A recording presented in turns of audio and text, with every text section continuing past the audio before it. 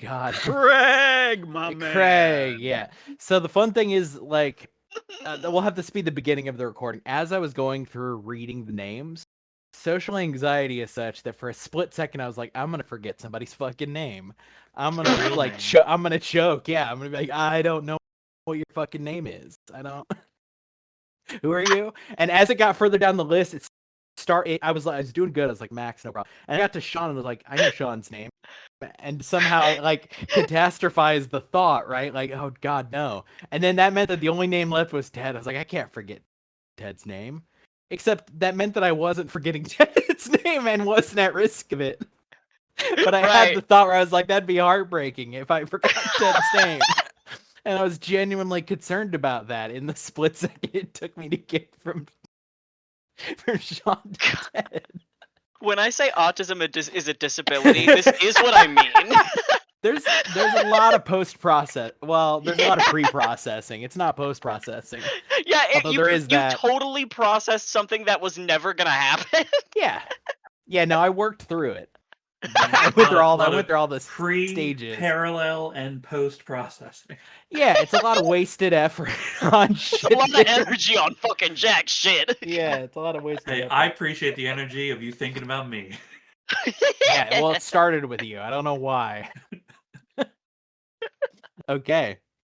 So, we miss you, Adam. You might listen to this recording.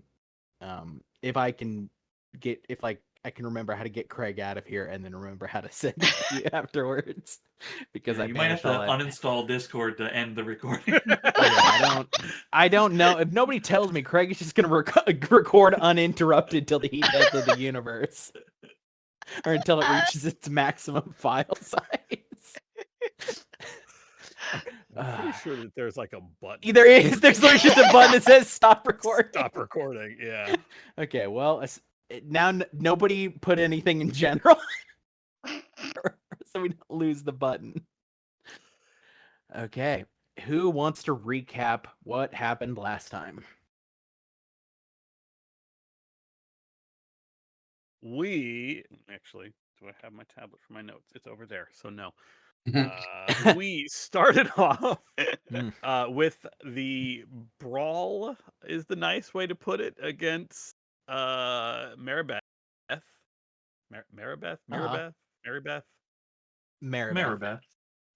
Yeah, Maribeth, who was already kind of emotional damage. Apologies to the guy who actually does that bit. That was terrible. But already emotionally damaged from the conversation with Cam and Harlow. Did take some pretty grievous bodily damage from Omeros, shattering the armor and such, but did take down Omeros before eventually Cam and Deb did not beat her in the sense of breaking the armor or taking her down, but instead convinced her is I guess a way to put it, but convinced her to back down, that this was not going to turn out the way that that they thought that she thought it was going to turn out, that this was not the way to go.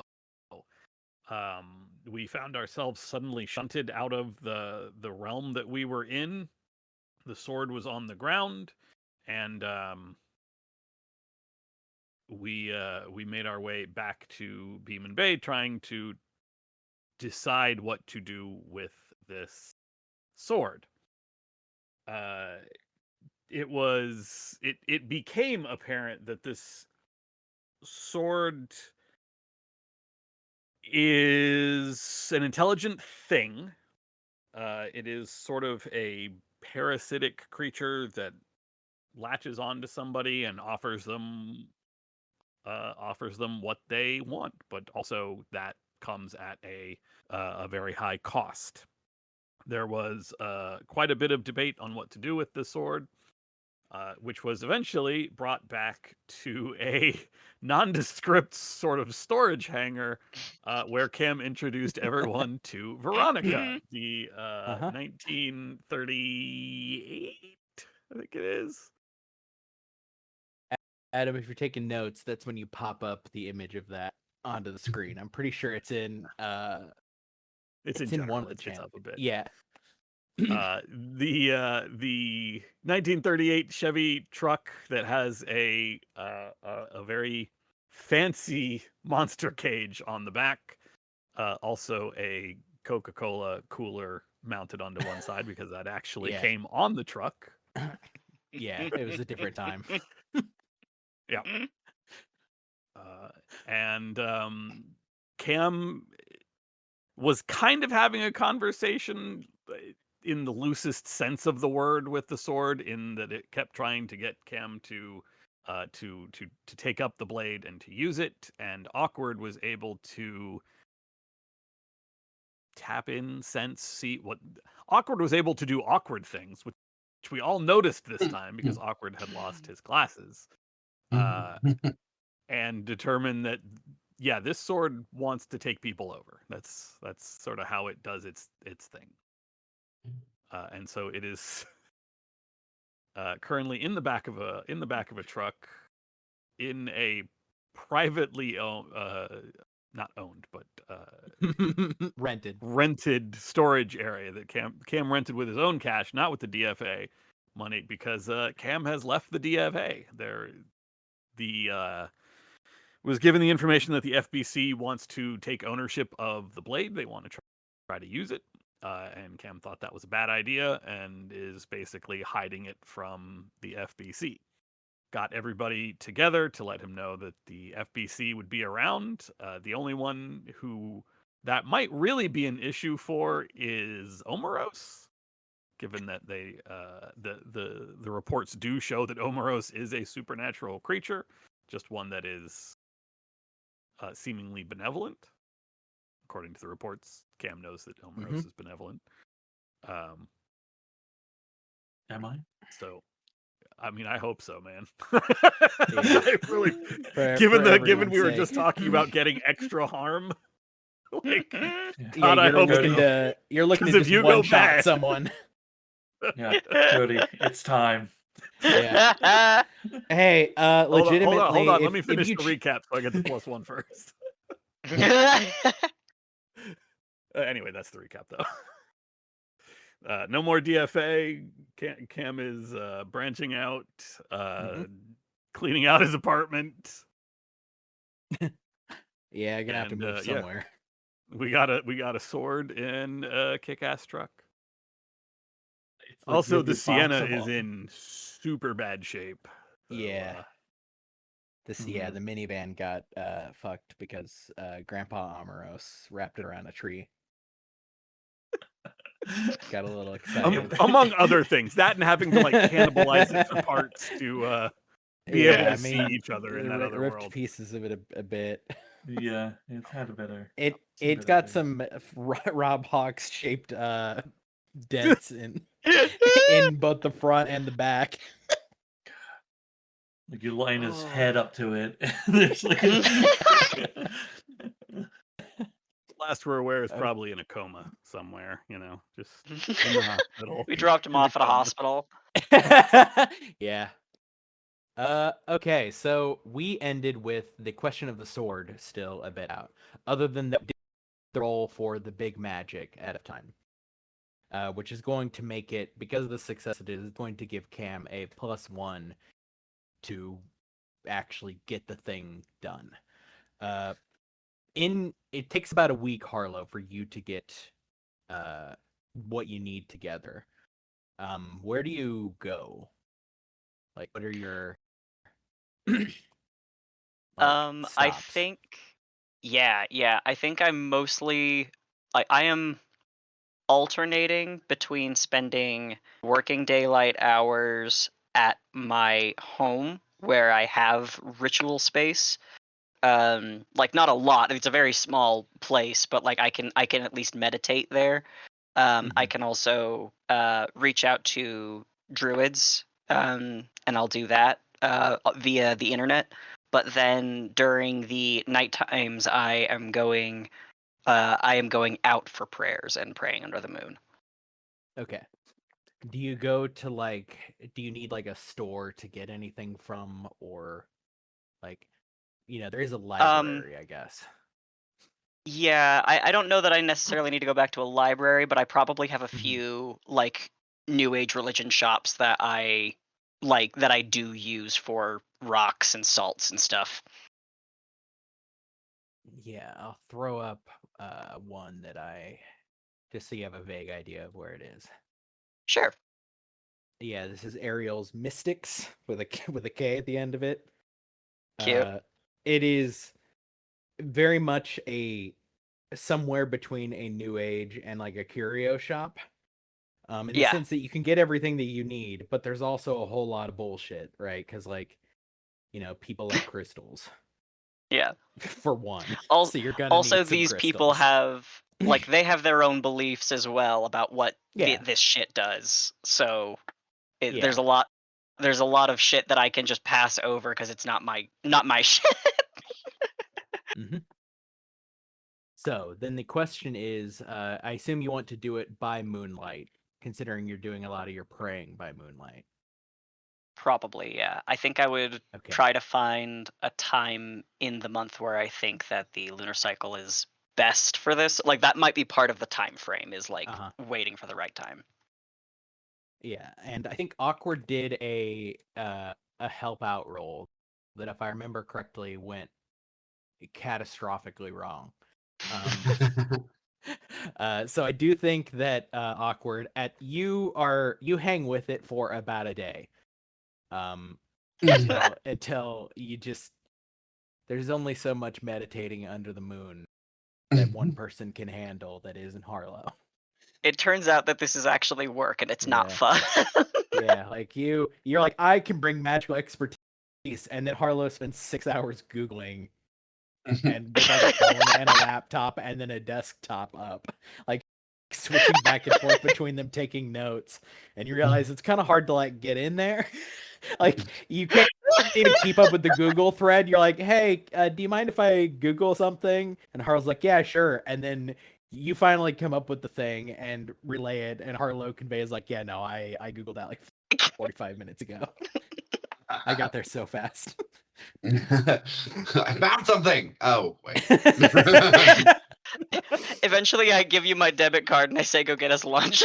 Yeah. You realize at some point on this starts on like a Sunday. It's like Tuesday when you realize that Harlow thinks that you've been here the whole time, even though mostly recently you've been stepping out, getting food, walking around for a bit, and then bringing food back, and then like feeding leaving. My cats.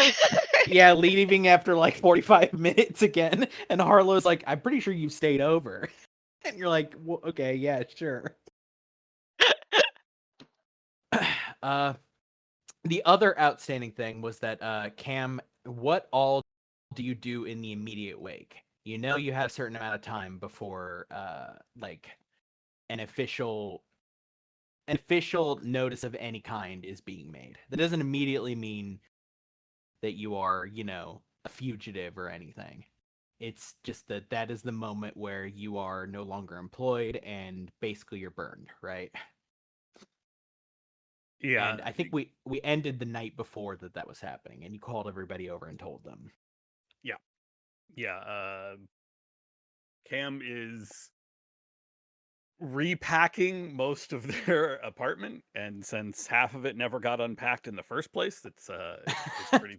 It's a lot of those yellow top tactical bucket things you get for storage at Home Depot. Yeah. The plastic fold top bins. Yeah. Yep. Still full of clothes. There's a dresser set up, but there's no clothes in the dresser. The dresser has like socks in the bottom and then nothing in the top. Just the most recently washed clothes.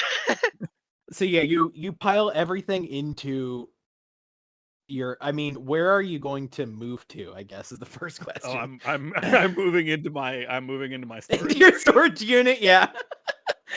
Oh my god. a private.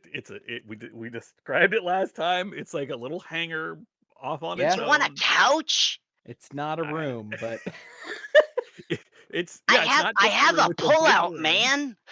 I have a whole other room you could use, but Amr's like, you could sleep on the veranda under the moonlight. Do Well, you want to use I- the other floor in my building? This is My just- second I- condo. yeah, I have another condo. It's my guest condo. Well, I thought it would be impolite Oh my with the amount of with the hours I keep if I kept somebody up below me. So I just bought. I actually own a house apartment near below me. your house. I bought it last week.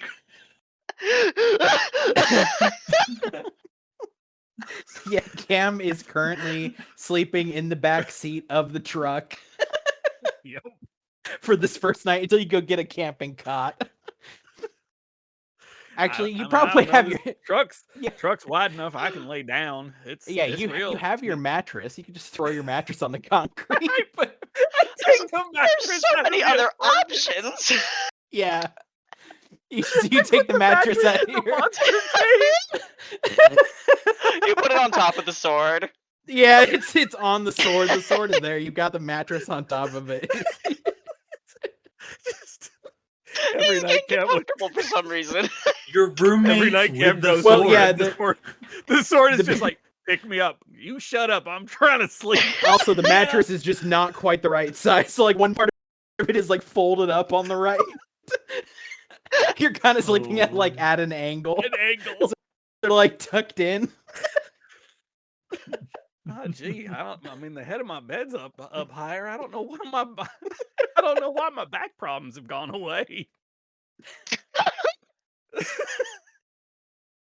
Cam, the Ugh. first problem you run into is that the lights are motion censored, and you haven't yet figured out where the light switch is to turn them off. So I'm sleeping on the mattress. I have no blankets because Yeah. it requires my sheet and my blanket to cover the monster cage, so I Yeah. don't trigger the motion sensor. You're living in the worst Ebenezer Scrooge ass or poster cabinet. Whatever. I'm in my own pillow fort. Cam is full on in poverty camping mode. There's a little fucking stove set up. With 2 options available. Yeah. with plenty of options, including the fat roll of cash that he has. Yeah. He has emptied his bank accounts because Yeah. that'll get seized Oh at my some point. He's like, God. well, Yeah, Cam get He's there. It's just just for gotta right now. It's huge just, roll of Ugh. But yeah, Okay. he cleans out his apartment as best he can. Grabs all of the files. Those he does. Those Cam does take with him, and then leaves the badge and all the service weapons unloaded, of course. so the person you're renting this from is gonna go back, see a badge and a bunch of fucking assault rifles. Well, I mean, I figure the rent is paid through long enough that Yeah. the agents will come knocking before Yeah. his landlord is concerned. Yeah, you like pay up a month and a half because you're like, Yeah. listen, just don't bother me. But yeah, Okay. moving into my storage area for a little while.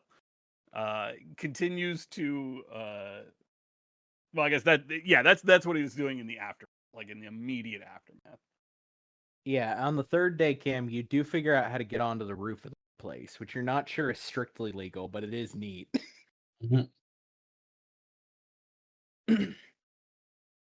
Okay. For a week while Harlow is getting stuff together, doing all that stuff, what does Amaros do? He had a bit of a rough time, Amaros. He got speared through. You accidentally flashed back to a previous version of yourself. You opened the bag too wide and hurt yourself twice. I think. I mean, does that bother Amaros at all, or is Amros just built to be Yeah. like, okay. I think it these things do bother him. I was speared through with Excalibur, right? Yes. Okay. I think even though my body's healed, I think there's like a scar because it's Excalibur that it is I able to pierce and leave a mark. Yeah, I like that a lot. You have a even weirder, I think you have a you were speared through, but the scar is only on the back. Mm. Yeah. I think it's like And it's gnarly. yeah, 'Cause I it think is there's a like large time. broadsword. Yeah, I think there's time like in like a room or bathroom, right, where there's like a mirror to be able to see like a mirror in front behind so I can actually just see behind me. Yeah, your Um bougie ass bathroom has like 3 of those mirrors and like studio yeah. lights, so you can see Yeah. you can see every angle. Yeah, just like looking at it, I think Artemis is there like unimpressed by it, but it's just there. Yeah, I think it weighs on him, right? Like a little bit like the image of this lingers a little too long, right? Um his he knows that he can die, but it's the closest he's ever actually come to dying. And there's been some close calls, but this was like he was about to cross the final threshold, open the final door. Um,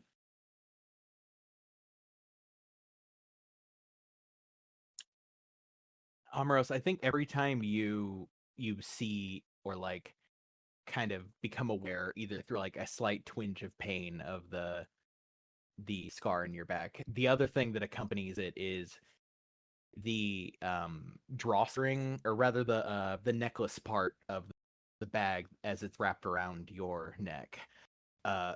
It just doesn't sit properly. Like it itches. This is like a nice robe. It's never done this before, right? But it itches a little. It just sits poorly. hmm. The bag itself isn't any more heavy. It doesn't seem to have changed at all, but the rope that usually wraps around your neck, uh, it just doesn't feel right. And it I doesn't last think very long, but it does just catch you in waves. yeah, I think there's like a fidgeting that occurs now with it a bit Hmm. of like standing doing something and then like kind of just subtly readjusting it, you like you do with your glasses, you know. Yeah. Uh, okay. So I guess the other question is like, how does Amros get centered again then? Hmm. Dealing kind of privately with, or does he deal with it privately? Like you've got Artemis, you've got your own sort of sequestered, very nice apartment with a very nice view, and your state of the art computer and entertainment system. um I think there's like kind of like a normal thing of like a normal human thing of like uh watching TV, like kind of there's like a lounge and then eventually the Mhm. TV's off and just like looking out at the city, um uh kind of reflecting on the different kind of artifacts he has collected, like it's a string of the past, and thinking about his memory kind of swap that occurred there, and thinking about the past. I think while you do that, it happens twice, but the first time you start looking out over the moonlit city, uh, and from your perspective, like you just lose basically the entire night. You just stand there still, sort of, in your memories, and just lose track of time, right? And the Hmm. second time is in mid-afternoon, same thing. You're watching the sun begin to go down, and then suddenly you're watching the sun rise.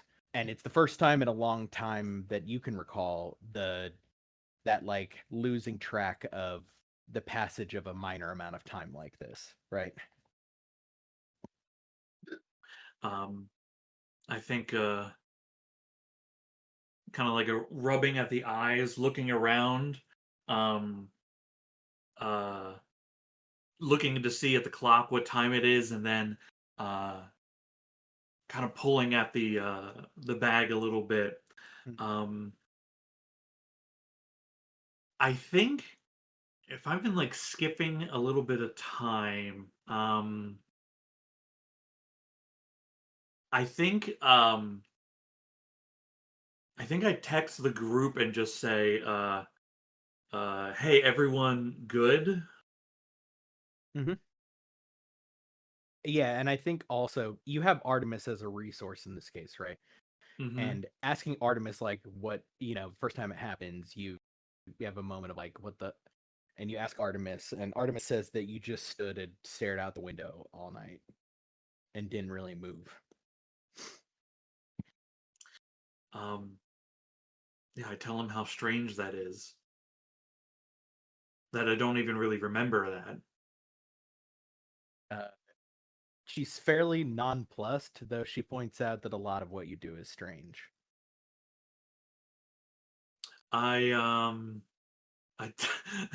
one to talk, and go get her food. Yeah, you get a mental image of the shower, which for your shower is like one of those like infinity shower things with huge, and like that thing. What is the point of that thing? I argue with Artemis, as we often do. Yeah, as we have. It's like me kind of, like going at her, and then all of a sudden a little meow. Oh, you would say that. You would bring that up. Okay. But yeah, you send the text out. So this is probably on like Wednesday-ish. So Harlow, based off the time, it's probably like morning of Wednesday. You'd be getting up to do kind of studying for the day, right? Okay. Or potentially working a small shift in the morning. Just to, stay employed. Right. I'll text back all good with a progress update. Awkward. Besides being DoorDash, what do you do with your week? You also had a bit of a fucked up. You still don't remember your last name, which is a little anxiety provoking. Okay, well then some time when I have given up on attempting to help Harlow will be dedicated to doing like I'm thinking 23andMe, but no, what was that website where you could get like your family tree stuff? Ancestry.com. Ancestry.com, yeah. Something like that, but since like this is a town that my family built, I'd be like looking through libraries and stuff like that. I'd be going old school version of trying to find my last name. Yeah, you spend a lot of your time in the Beeman Public Library, like looking through the names of the like founding families, right? Using those weird computers with like the ball that brings up like old newspaper clippings and stuff. Yeah. You've narrowed it down at least, because one of them is gone. There are 4 that still live here. So you're probably one of those 4, but you can't be sure, right? Not without like finding somebody else that lives here that's from those families and asking. Though you don't forget your history, right? So you're like, well, if I have any family here, they're distant family that I've never spoken with. So that might be kind of awkward. Like, who am I? Probably more negative attention than positive, honestly. Hey, let's play a fun game. I'll say your full name and you say mine. Yeah, unhelpful considering they would not know it. Okay, but yeah, you spend the week in the library. Really, more than anything, what you come away from it with is there's your family and like again, one of the families you're kind of double checking on is the one that owned the mansion around which the staircase was. But they're long since gone.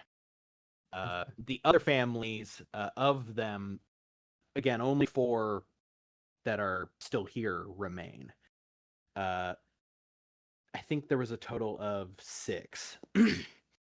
And one of them pretty early on fucked off. More people. Yeah. Okay. So, let's get to it then. At the I will think respond to the group chat with this. yeah. And that alone. Cam, what do you respond in the group chat? Oh boy.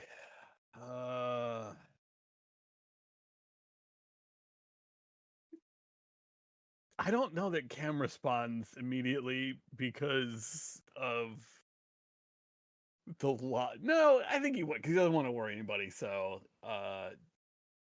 Cam will respond to everybody okay with just a thumbs up emoji.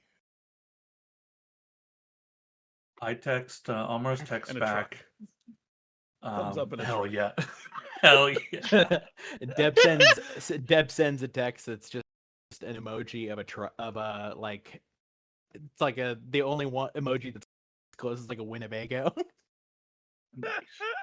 Rob sends a what is just a JPEG of a cigarette.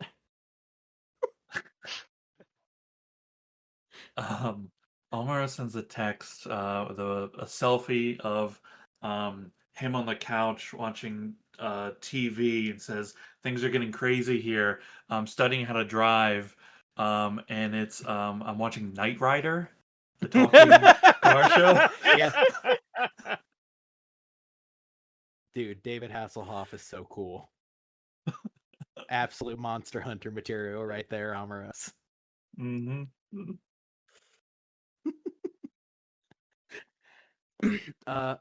On the Thursday, when you're starting to Harlow, you think like I'll probably be pretty close, right? It's only at this point it's only about like making sure that everything is exactly precise and correct. You get a text from Rob that says come over to the room, which what room he's again his little like pseudo dorm. And it is at like 11 p.m. at night. I have like a whole bunch of other shit all packed up already to do something entirely different. I'll load up and drive over. Actually, Yeah, before I do, I'll ask Awkward if he wants to come along. Okay. Just assuming you're around. Yeah, you stop by. Presumably one of you brings the weed. Depending on how Awkward's week has been going, it might be awkward. Let's say it was me during one of the times I was walking around to get food. I found a bag of weed on the sidewalk, and that is what I'll be bringing. Yeah, you do your preparedness roll for bag of weed, and it's just a full bag of weed. It's a rolling. Well, not only that, I have this, and I've yet to use it because I haven't found a really good time for it. But this feels good. I have this ability within, I think it's within Jinx, where the target loses something that you will soon find. So I jinxed somebody unknowingly with weed and was like, sweet. You find a baggie of like wet, like the baggie is wet. It's on the concrete. Everything inside is fine, but like something happened with this baggie. You both get to the pseudo dorm that is where Rob lives. He is on the 3rd floor, so you go to his apartment. On the door, you see what's clearly a scrawled letter that just says "Gone smoking," and then buy underneath.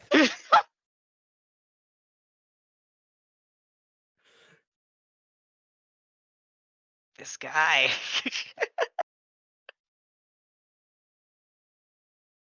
By the way, you can smell the reek of cigarette like through the door.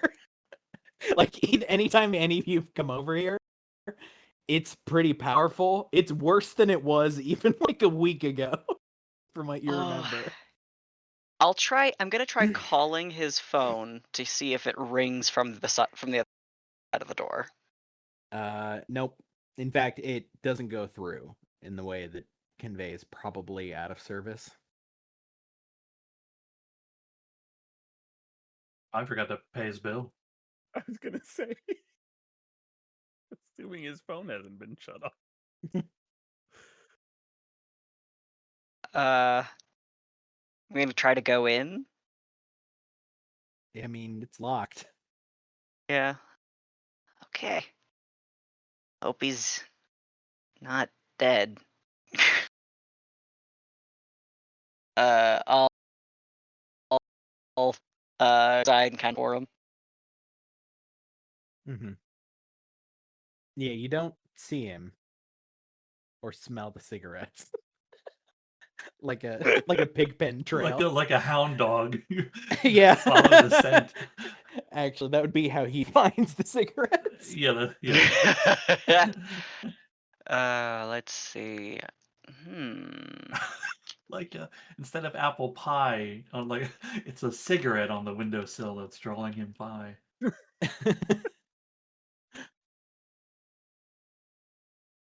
I think I'll just send him a text to call us when he can. Like, just don't be dead, you know? Send a text to the number you're not sure is in service. Yeah, and then I'll send him an email. Yeah, you do have like one of his what he told you was a burner email. So that's probably the most reliable way to get a hold of him. Yeah. Just thumbs up, living or dead, you know? Yeah, I don't think on that week that you get anything back. Yeah. However, time marches forward. It is now the Saturday, and you are reasonably sure that like go time is tonight. Okay. I'll send that to the group chat and have everybody meet at let's go to the woods. Go into the woods. My favorite place. You know what? Roll me a weird roll, Harlow.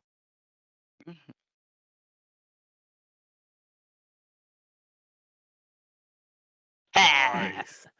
Auspicious. The woods aren't being hostile to you, which is good, because that's a very real possibility you sometimes encounter, right?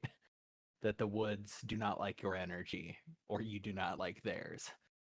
On this particular night, though, it seems it's the kind of like, oh, this is, Providence, right?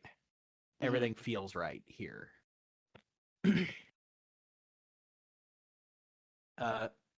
Quet, do you go to anywhere in particular? I think before, like just before we enter, I do tell everybody that I think that there's enough spirits in harmony that we should pass easily and everyone be respectful. And then I think I want to try to find one. I want to head kind of. I am moving towards one of the places that The burn pits. one of these that this happened. But I do not necessarily intend on physically getting there. That is just the intention I'm taking as I'm walking into the woods. Yep. Quick question, actually, because this is important. Cam, in terms of driving, right? You can drive a fair ways in. We don't have I Deb's still have my minivan in regular play. car. Yeah, you have your regular car, which all 5 of you could technically fit in there. Or I guess I'm in this happy case, to it's only 4 of you, so easy. Cam, I think once you pick up the sword again, all of the incessant begging immediately picks back up. Just relax. I'm just moving the mattress. You're staying here. You're not going nowhere.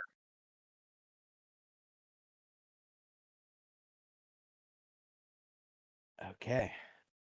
So you are leading the I am sword in. bringing. No, Are you because bringing the it? whole point of getting together is to do some magic on the sword. Actually, I'm question: just Do you lying take to the do sword. you take the truck? Oh shit! I probably should. That makes a lot of I don't know. sense. We should take the truck. Mhm. Yeah, I was gonna say. I like I Get a don't lot know closer. who the sword is gonna reach out to on the way there. Mm-hmm. Yeah. You put it in the truck. It's still in the magical Faraday cage. Yeah, I will. All right, y'all. We're gonna have to. I mean, we can fit all of us up here in the cab. There's 2 rows of seating in this. And this lovely lady, we're good to go. Who's driving? Is that actually a question? I think Amuro should drive. Hmm. You're hilarious. Get in the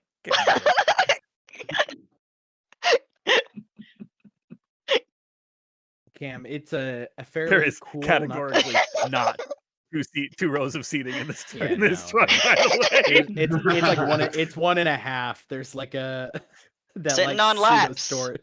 storage bit in the back. Immediately after getting in, Cam, it is just the amount of breath and the fact that old cars like this don't breathe super well. You're like rolling down the window with the hand crank. oh yeah.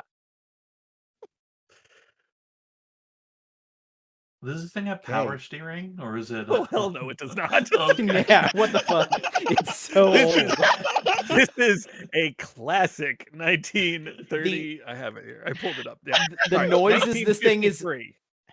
The noises this thing makes going on a normal road are startling, and the second you get out onto the slightly less paved, like Ivor National Forest roads, the amount of clattering and like catastrophic noises rumbling from underneath is concerning. It should be noted this vehicle is so old that there is not a built-in heater. You have to buy a cab heater separately for this thing. You open up the glove and there's a bunch of those like hand packets that you just shake to get warm. I don't know if I was muted at the time, but I wanted to say that the campsite is a good idea. Okay. Yeah, easy enough to find the first of the campsites that you went to. It takes you a bit without Deb, because you realize Deb is kind of the one who, generally gets you to places fairly quickly. But you do get there. It takes you about 2 hours. A lot of that is just getting out, walking for a ways, because it's off of the road, right? So you have to get out, walk a ways, back, no, not here. Especially with no smoke or fire to indicate where it is. It's a little difficult at night. But you do eventually find... I could bring us there all one by one. It's very safe. Well, I mean, I got to drive the truck no matter what, because I got the thing in the back. Amoros, I think the way it is eventually found, right, is you teleport to the fire and climb up a tree and just throw a glow stick in the air. I like to think that I teleport to the fire and it's well, I don't know where I am. You teleport to the fire, you teleport back to the car, you teleport to the fire, and just put the glow stick up.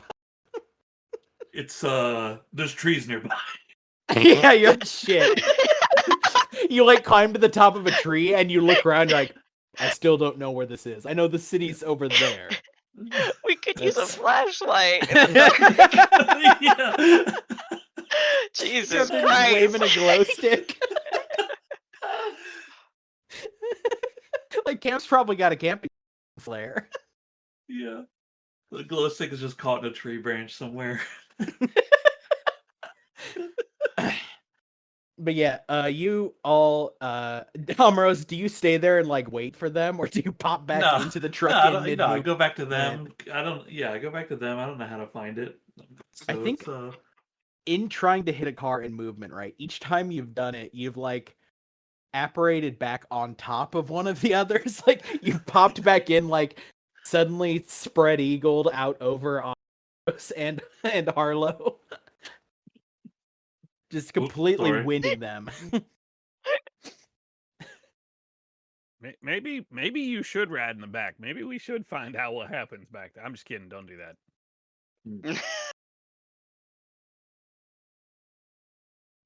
Okay.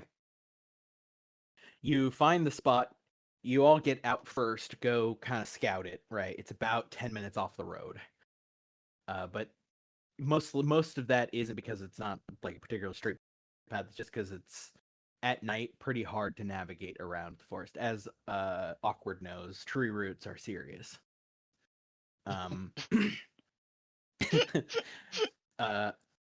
But you eventually find it and you return to the truck to get the sword to take it there, I presume, right? Yeah, I don't think there's any chance of Cameron leaving the sword alone. Yeah. So Oh, so Cam's you- probably you just stay been back. waiting in the truck the whole time. Just... well, Got it. can't you just carry it with us? So, because it's not going to yeah, I affect you. could. I could, but I don't know if it'll affect people around. Well, I mean, don't we still have to get it out of the truck to do what we need to do anyway? It's true. True. It's true. Plus, you could be like walking around with it on like a scabbard in your back. Yeah. Well, you don't have a scabbard, so Oh. that is a problem. Yeah. that is a concern. It's just a loose sword. No, it's in a mattress. It's under a mattress. I would like to think that Cameron is careful enough to remove the mattress Yeah. before meeting with You everyone. just- Like, You remove no, the everything's mattress, fine. but Why do you ask? you throw a blanket over it.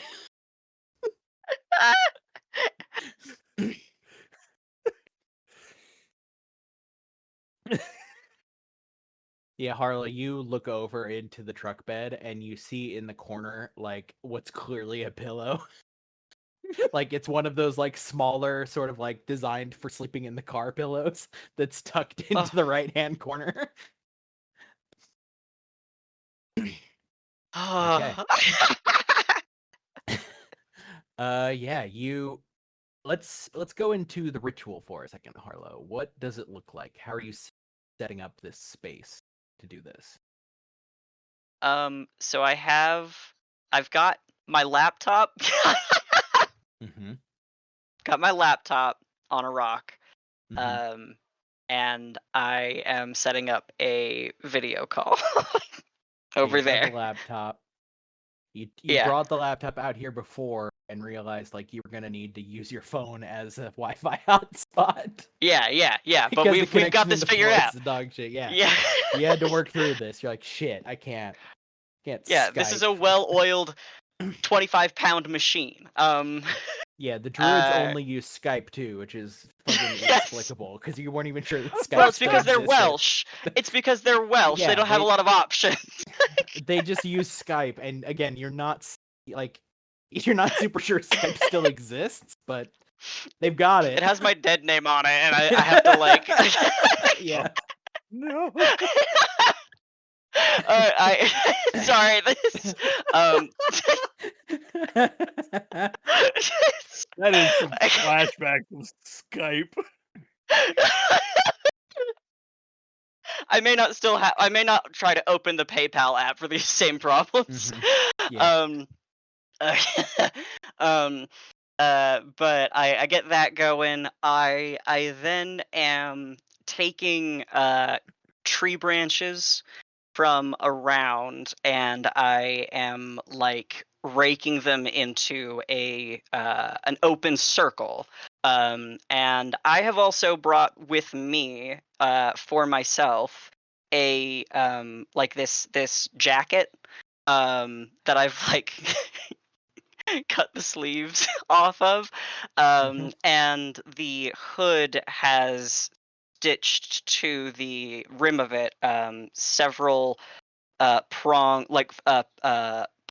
of, or like picked up antler or deer prongs, and so I have that like pulled up, and am incanting as I work, and as the spell is beginning to form, these like silvery threads of moonlight begin to stitch their way into the nest that we're building, and then also sort of spider web between the prongs and sort of make a like crescent moon shape suspended from a couple of these antlers as well.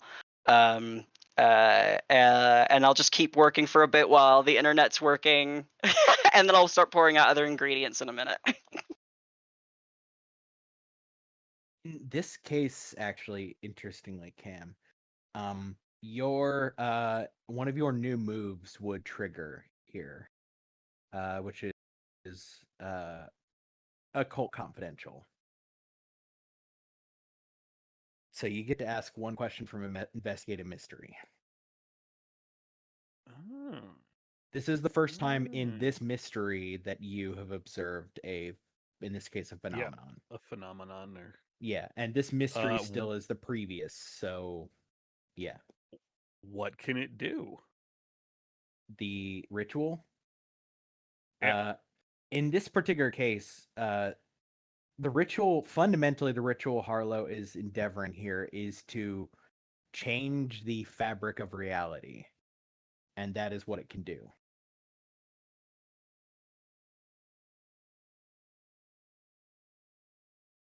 Well, that's cool. What do you need me to Thanks. do with this thing here? I need you to point it in a V shape facing that direction. This thing is one thing.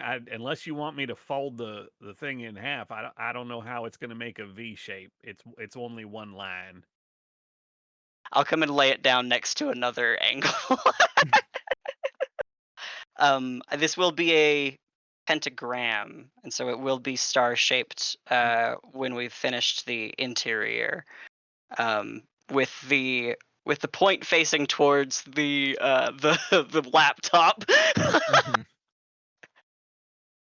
There's just two old bearded guys, like, it's daytime. They're like squinting through glasses, trying to see what the fuck is happening. They're drinking tea. Drinking tea, high as absolute fuck.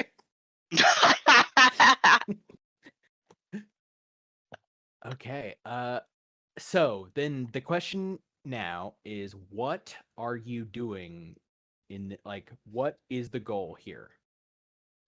How are you trying to resolve this? Or what are you specifically trying to make happen? I think that Harlow's intention is to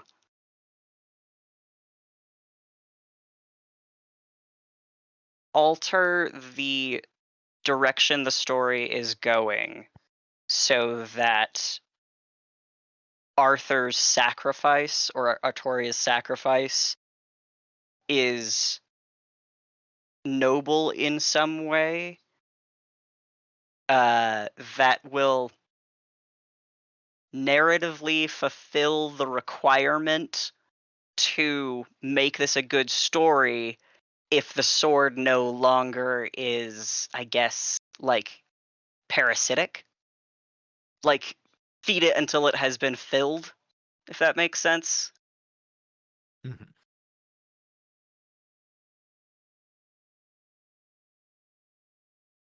So the ending of the story in this particular case is that the sword and the whole king version of King Arthur legend that was being written ends with the king sacrificing herself. I wrote Madoka Magica on accident just now. I'm sorry. I didn't mean to, but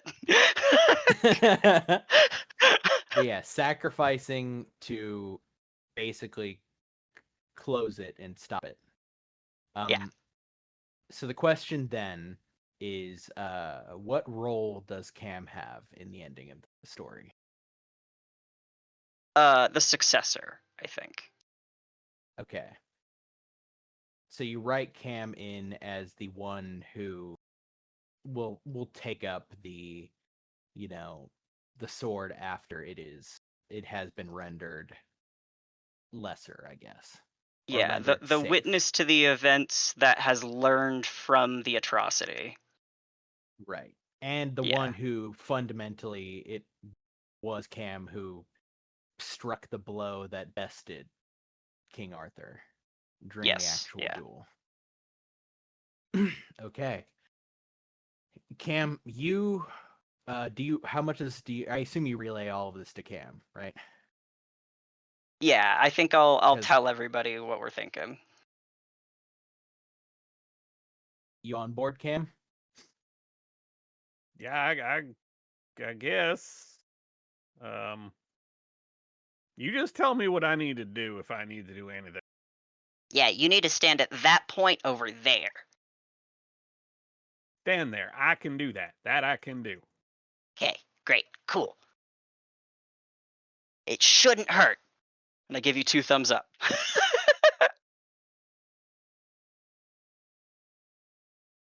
Okay. Cam, give me an act under pressure roll with a +1.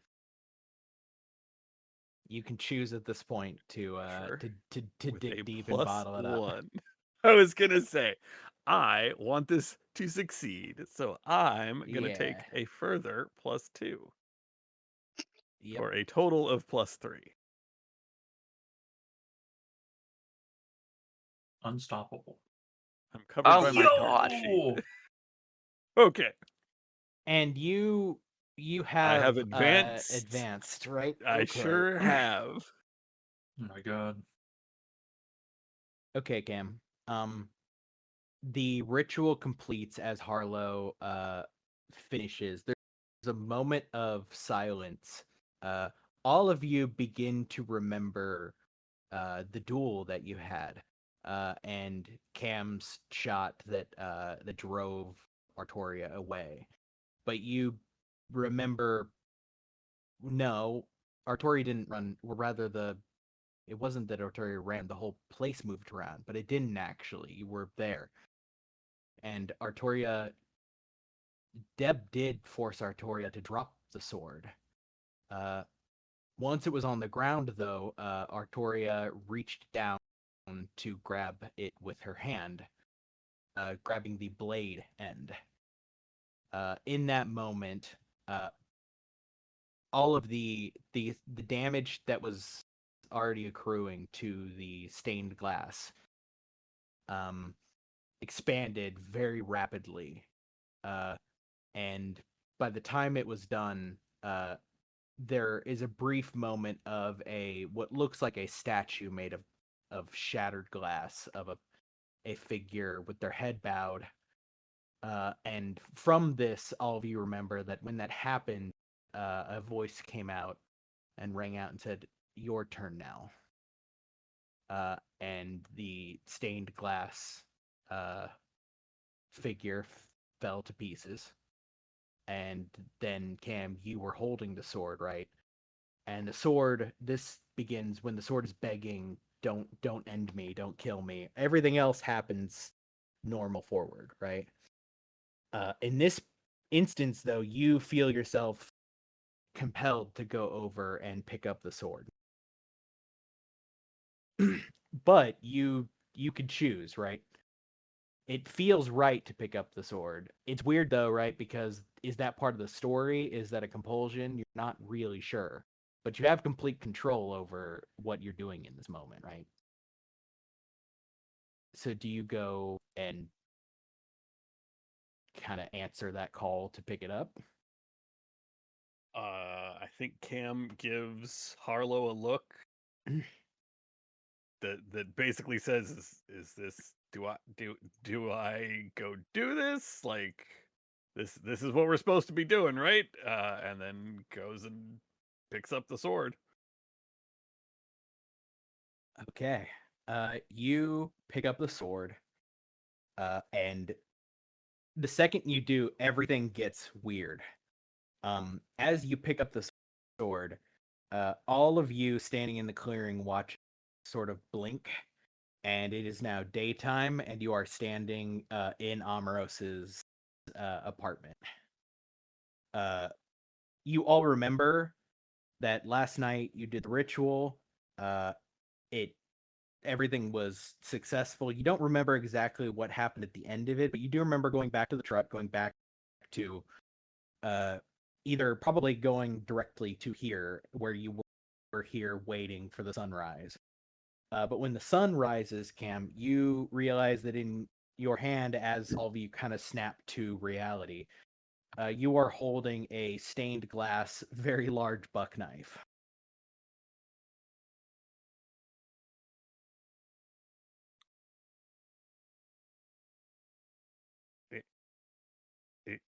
Is this what we were expecting?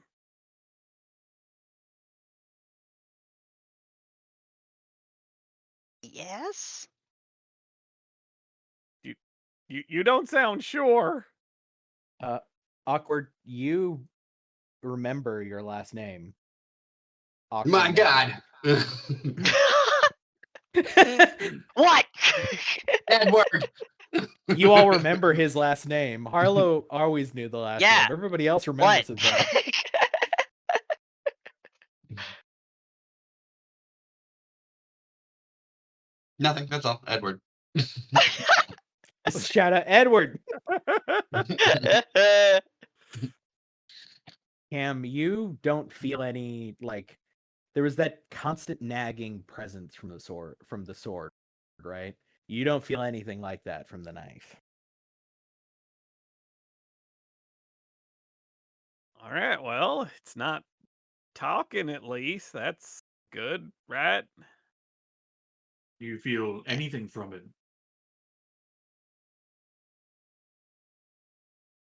I will concentrate very hard on the knife. Nope. It's kind of cold.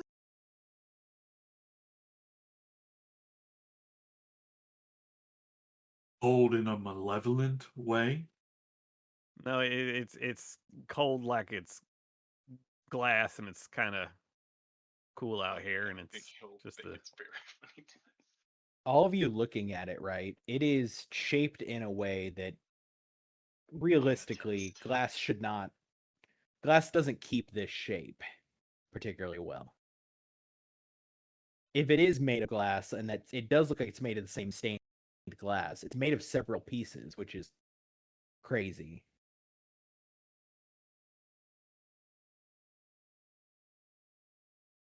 May I hold it, Captain? Yeah, sure. Here. It's not talking to me, but I'm gonna just stay right here just in case. Yeah, Amaros, you take it in your hands. It's heavier than you'd expect, but nothing else seems to happen. I regard it for a moment, and then I flip it and hand it back to him, handle first. I don't think its only danger is if you get stabbed with it, I suppose. Other than that, it seems inert. As you say that, Amaros, in flipping it and handing the handle back, right, there's a brief moment where your hand just barely touches the side of one of the edges, and it deals 1 harm to you. I think I actually do like a, when that thing when you do get like a Yeah. little paper cut, right? Uh-huh. And then look at the hand and see a little like just a little trickle of Yeah, it's the a golden ichor. it's a very like thin and like precise cut, right? But the golden ichor is welling up in it. Still sharp. And you guys wanted to put it in a box. I did put it in a box.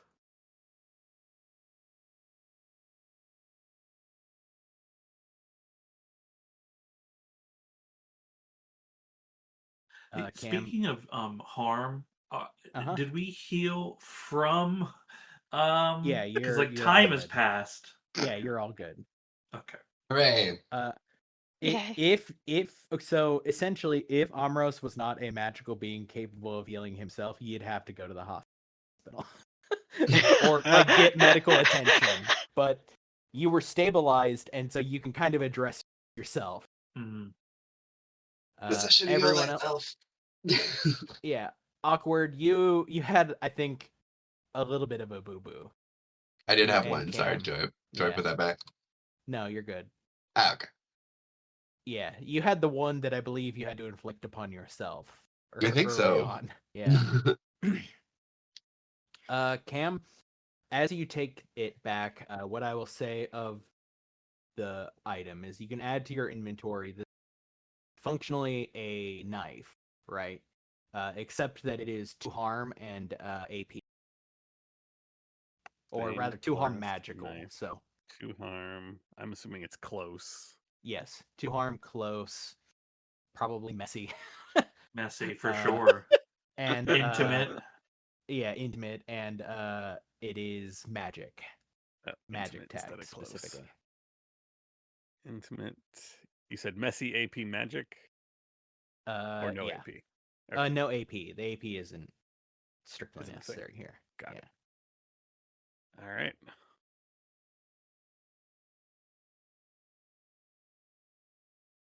Okay. So before we begin the next case, I'm gonna step away to use the restroom really quick. But then when I get back, we'll cover any final things as we officially close out this case. You have successfully neutralized the sword and brought the story to an end, or at least an end that makes it so that this sword doesn't continue to be an active issue. And Cam's got a knife now. Cam doesn't seem like a sword kind of person. I don't know. That's just the vibe. Not really. I like the idea of a backup knife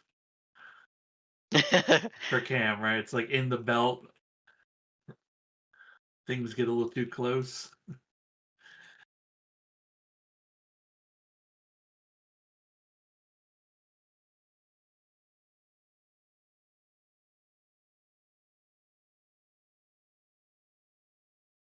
Hey Max, when you were talking about where to go, I was thinking like, a campsite would be like a great choice to do something at.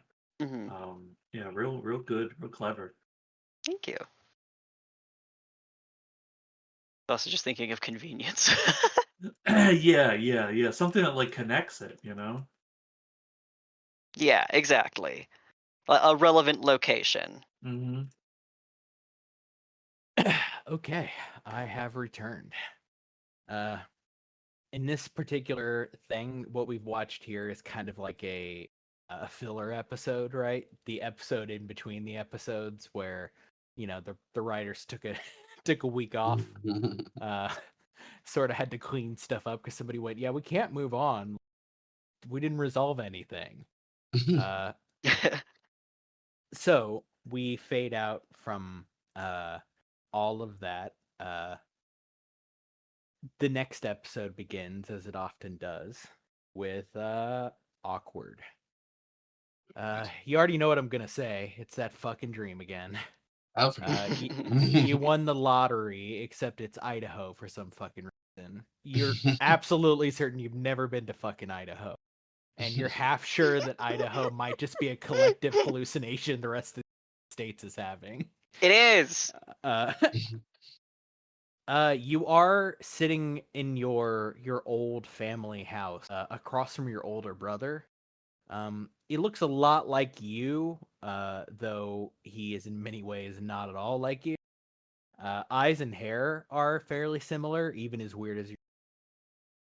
He is much taller than you, and is built with the kind of like lean muscle that you've always associated with like hunting cats, like just a little dangerous and kind of stay out of his way.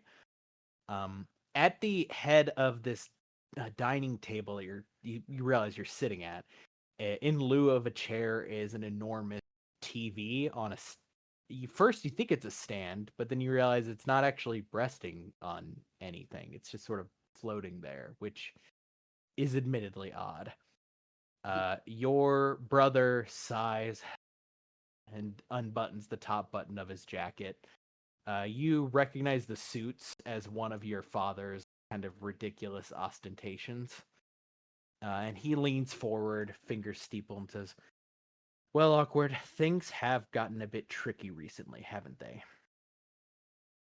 Yep. Danger was fine, and obviously if you died, we'd have to loop in the next one. But, which is, to be clear, annoying, but our father always taught us the value of patience. But the business with the talking lake was a near thing, don't you think? Yeah. She stole pieces of us, and that simply will not fucking do, will it? I agree. Good. The eyes lock on. You realize the eyes weren't fully like making eye contact with you. They lock on to you, and in a deeper voice, your brother says, "Hush." You feel your mouth disappear as the figure leans forward closer and says, "Pay very close attention now, Auckland Edward. The show is about to start." On the screen is pure darkness, and then yellow text crawls across that says 46 hours from now. You see a mansion on fire. You realize there are firefighters already on the scene. Their faces are indistinct, but you hear one say to another, "Yeah, everyone inside." The other one holds his face in his hands, and the first one says, "The dogs too." Your vision swims as you see a neighborhood of mansions, all of them reduced to burnt sticks. Nothing left. You see a slideshow of burnt bedrooms, burnt beds, burnt children's beds. You feel very cold, cold enough to make you shiver. And from the cold darkness all around you, you hear a whisper that simply says, "He deserves it." You come to for a moment. You wake up, right, drenched in sweat as you often do, except you aren't in your bed. You are still sitting across from your brother as he sets down a remote on the fine tablecloth in front of him and leans forward even further, at this point, nearly horizontal to the table. And he says, "You will not let them die, Awkward. Gather your friends up and get to work." He stands up abruptly with a kind of inhuman speed as the chair doesn't make any noise as it pushes back from the table. And as he turns, he says, "Oh, and just one more thing. We both know you've been struggling recently, and I'd like to help. So burn something down today." Awkward. You wake up, actual bed. You look at your phone. It says 3:45 a.m. And then we all see the title card, which I have to bring everybody to.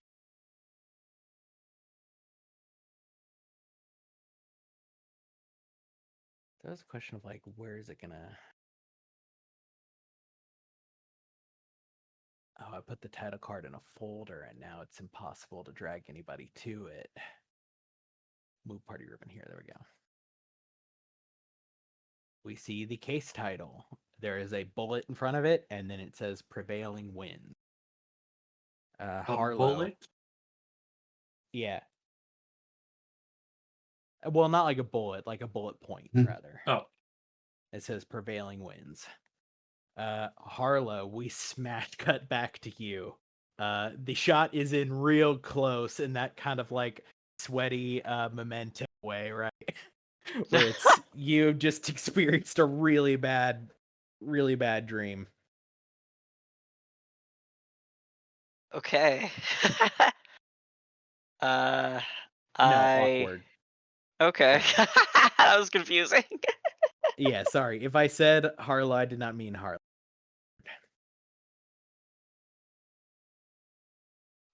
Yeah. So I'll text the group chat you up and see if I get a response from anybody.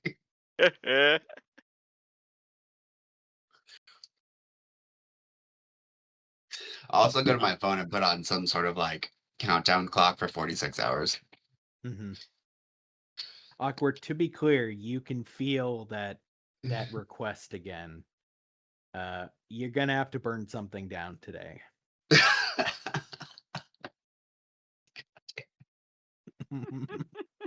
Yeah. That's to be clear, the Dark Urge is asking you, would you kindly burn something down today? Yeah, no, I fucking spent a luck point. This is on me. Do I have an idea of how big it has to be? Nope. Okay, good. How big do you think it needs to be to sate your dark passenger? You get to answer that for I can't answer that for you.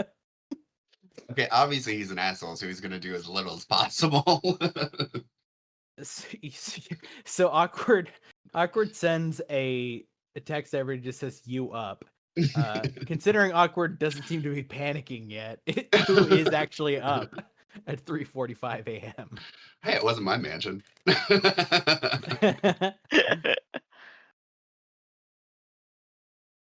Yep. Does Omuro sleep? I think you do, but I think I do sleep. It's mostly a thing you like to do, because being conscious all the time isn't like super fun. You gotta pass the time somehow. Yeah, it's like there's a whole half of a day you gotta use up. I think I'm probably asleep. I don't know if the phone immediately wakes me. Honestly, it's fine because this is the perfect time to burn something down. Yeah, it sounds like it's burn o'clock. Cam, do you sleep with your phone on vibrate? Do not disturb. No, Cam definitely. Sorry, I'm eating Kentucky butter cookie, and it's amazing. Oh, What is that? a new cookie technology. I saw it and I was like, I have to have that. It's called Kentucky butter. Like, I have to have that for Cam for Thursday. So I've been sitting on it this whole time. I don't like. There's an ingredients list, but it doesn't actually just say like it's this kind of cookie with this on top. It's got some sort of like brown butter frosting, vanilla frosting on top of a very, very wonderful like standard sugar cookie. It's very amazing. Okay, and if you need that as a timestamp, I can't give it to you as a timestamp, Adam, but that does go in a segment we're gonna call Cam's Cookie Jar, which is all the times that Ted talks about cookies. Most of the time when I ask him about the cookies, but I'm gonna say that feels like entrapment. I do prompt it, to be fair. I'm always interested. But the point is, Cam definitely does not sleep with his phone on do not disturb or on vibrate. Like he keeps his phone on so that if there's an emergency, people can get a hold of him. I think Cam wakes up, looks at it, doesn't see any sort of sign of an emergency, and just goes back to sleep. Yeah, no, I definitely wouldn't put anything in this that would signify it's an emergency. I probably didn't even spell For out once. Yeah.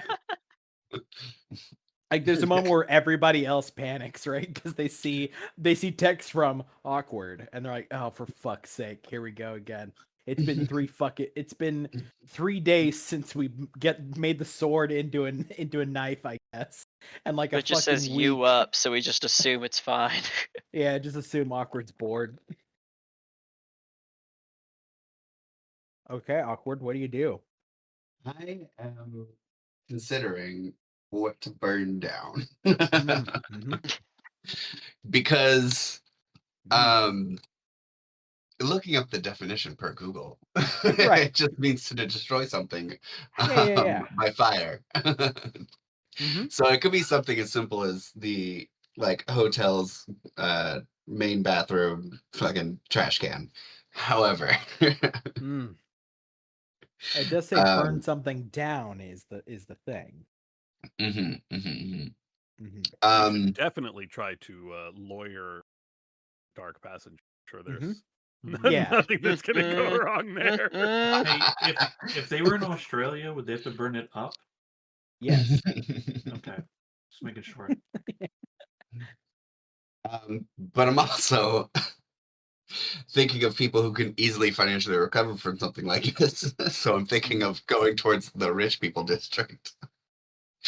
And looking for some form of treehouse. You're gonna go try to burn down a rich person's treehouse. Yes. So, okay, your options near you, right, are over here is some kind of rich people's houses, right? But over here is some very rich people's houses. Like they've only been there like probably this whole development community over here has only been here like maybe 1 or 2 years.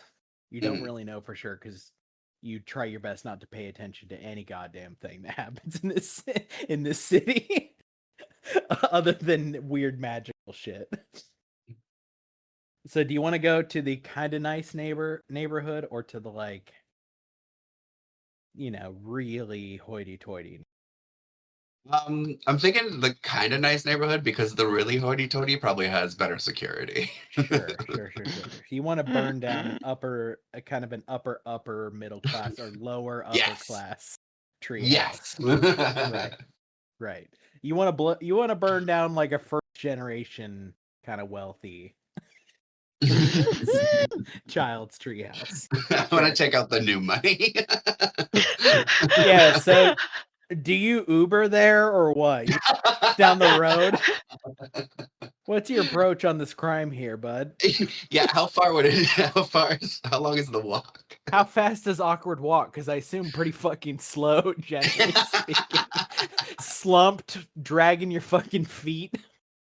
I think the situation calls for a gay speed. Okay, yeah, a little bit, a jaunty little. Yeah. Gay speed.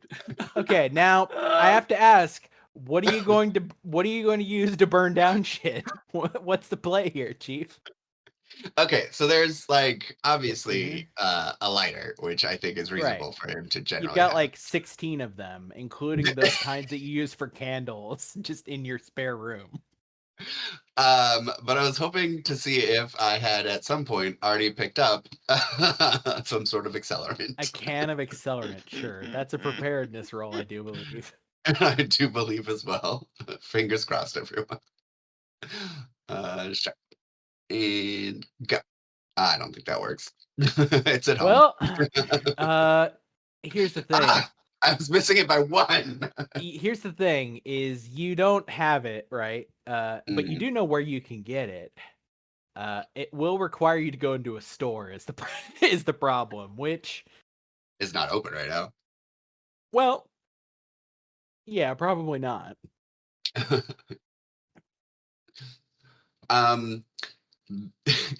I promise I'm going somewhere with this. What season is it? I'd say it's probably late summer. Okay. But it's Michigan, so still kind of wet. No, it's still kind of wet. Okay, so probably not like a bunch of like dead tree leaves, right? Certainly not. Like the Highborn National Forest is almost perpetually misty and wet, and you're fairly close to it, and going technically closer to it to get to this erstwhile tree house you want to burn down. Is it fair to say I have a book with me? Yeah, you got a book. All right. I will find a treehouse. You're gonna find a treehouse. Okay, give me a so you're just gonna it's 3:45 a.m. You're gonna just walk with your jaunty little jog. You're gonna run down the road. You're winded after about 50 feet. You have to stop, catch your breath. One of your shoes comes untied after it's like 150 feet. Yep. You finally get into a good rhythm. You realize you should not have worn your sweatshirt, or you should have carried it, because now you're fucking hot and sweaty. You get to where the beginnings of the nice neighborhoods, right? But you're like, fuck, there's no way to see who has a treehouse from the street, right? The backyard is the darkest part of any given lot. It's the farthest away from. So do you have a flashlight or? Oh, I think that's Monster Yeah. Hunting 101, a flashlight. Yeah, you got a little flashlight. Okay, so give me I'm gonna call this a sharp roll, just to see. There will be consequences and an experience if you fail, but this is just to see if you find a good treehouse to burn. Okay. down.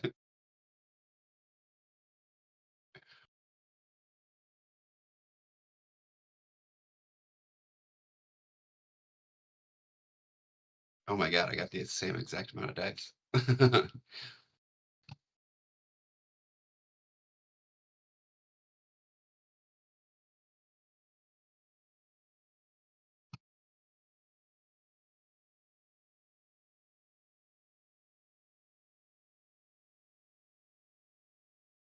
Hey guys, still there? Can you hear me?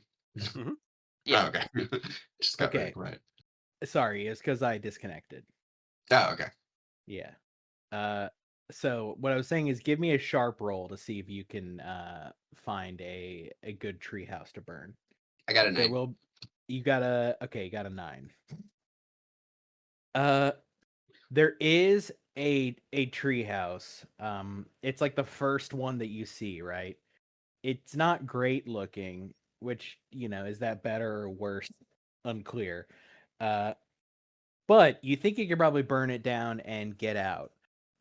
If you take this one though, and you don't keep looking, the mixed success part of this is that I'm going to make it so you will do an act under pressure with a -1 as you as you just sort of freak the fuck out, you're scampering around needlessly, doing the Kronk, I don't know if I can do an act. I don't know if I can do an act under pressure with a -2. I don't know. I don't know if that's a good idea. So what do you do, or do you keep looking? I suppose I'll keep looking if that is the penalty I'll be taking. Okay. So you look around for an hour for a treehouse, right? Oh, great. And you see, you're just walking around. At this point, the sun is gonna come up soon-ish, right? You don't know when exactly. You could, you could Google it. You're a little afraid if you touch your phone, you're gonna be told to throw it. So it's an out of sight, out of mind. Maybe if you don't, maybe if you don't look at your phone, it won't notice your phone either. But yeah, you are scampering about, just walking back and forth on a street. You realize at this point how many fucking Ring doorbells you've probably been on as you're just walking. Oh down my the god. sidewalk. So the question is, do you stop or do you keep trying? So we are then, because he said today, which to me tells me a full 24 hours. Sure. It's So about, now it's about 5:15 a.m. Now we're doing recon to come back. Sure. So you're casing Yeah. Yeah. This young lad with white hair and sunglasses is walking Sunglasses around at at night. 5 a.m. Sunglasses at night. With my hood up, by the way. The hood is up. That helps. You should be got by a cop by this. You're doing a lot of like scampering from tree to tree. Like, What? yeah. So you call it off. You don't because you've got maybe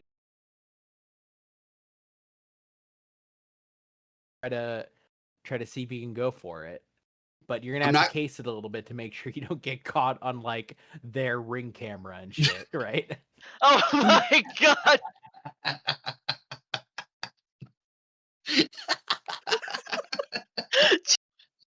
Jesus Christ! Wonderful.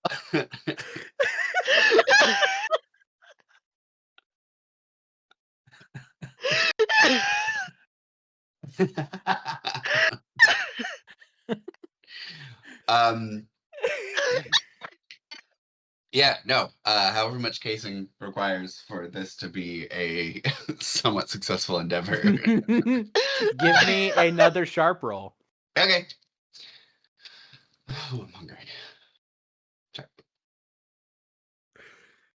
Come on. Oh no. Yeah. So same thing. you find the spot, but you're not. Even if you came back here, right? In order to do it well, like it's gonna take you more time, and more time means more chances of fucking it up. And so like you've got a moment here where you're like, do I just do it now? Do I wait till tonight? Is waiting till tonight going to help anything? You have no fucking idea. You're not a fire guy. You're not even particularly a crimes guy. So do you just go for it, or do you like you lose your nerve and you're like, nope. I lose my nerve for now. But I have not lost my nerve entirely. Okay. So yeah, but I do have a spot that I'll be coming back to. Yeah, you have a spot that you'll be coming back to again. You'll be rolling with a -2. God damn it! If you want to use that spot and not keep looking. I also want to say it doesn't have to be a treehouse. It could be one of those like gym things that people build that look like log cabin kind of things. Sure. Yeah. If anything, a preference for that, so I don't have to climb. Do you Uber home? No, I can't have a record of where I was. That's fair.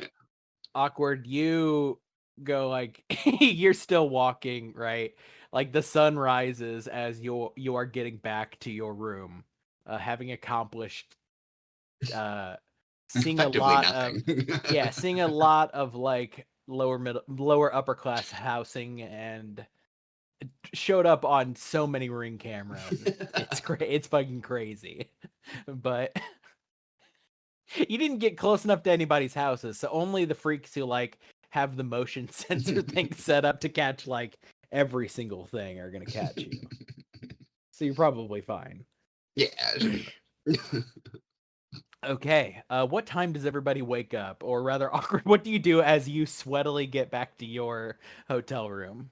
You were sweaty before you left. At this point, it like you're gonna have to shower and or change. I was gonna say, it sounds like a shower. Yeah. The inside of this particular hoodie is a fucking swamp. The book, by the way, is incredibly damp, which you realize isn't helpful. Sorry, I'll get another one. Yeah. So yeah, you hop in the shower, get yourself clean. What time does everybody wake up on this particular day? You've had a normal-ish 3 days since the ritual. Does it matter what day of the week it is? That was on a Saturday, so this would be Sunday, Monday, Tuesday, or so this would be like Wednesday morning. Okay, I'm probably having to go to work. Yeah, you're having to go to work. I think it's with the sun. I think I've established Kim's a reasonably early riser. Yeah. 30 in the morning early. We may be Yeah, Cam. awake when Awkward's out on the street still. Well, if Awkward doesn't give you any indication that he's made it home or done anything. Yeah. Yeah, let's make accomplices.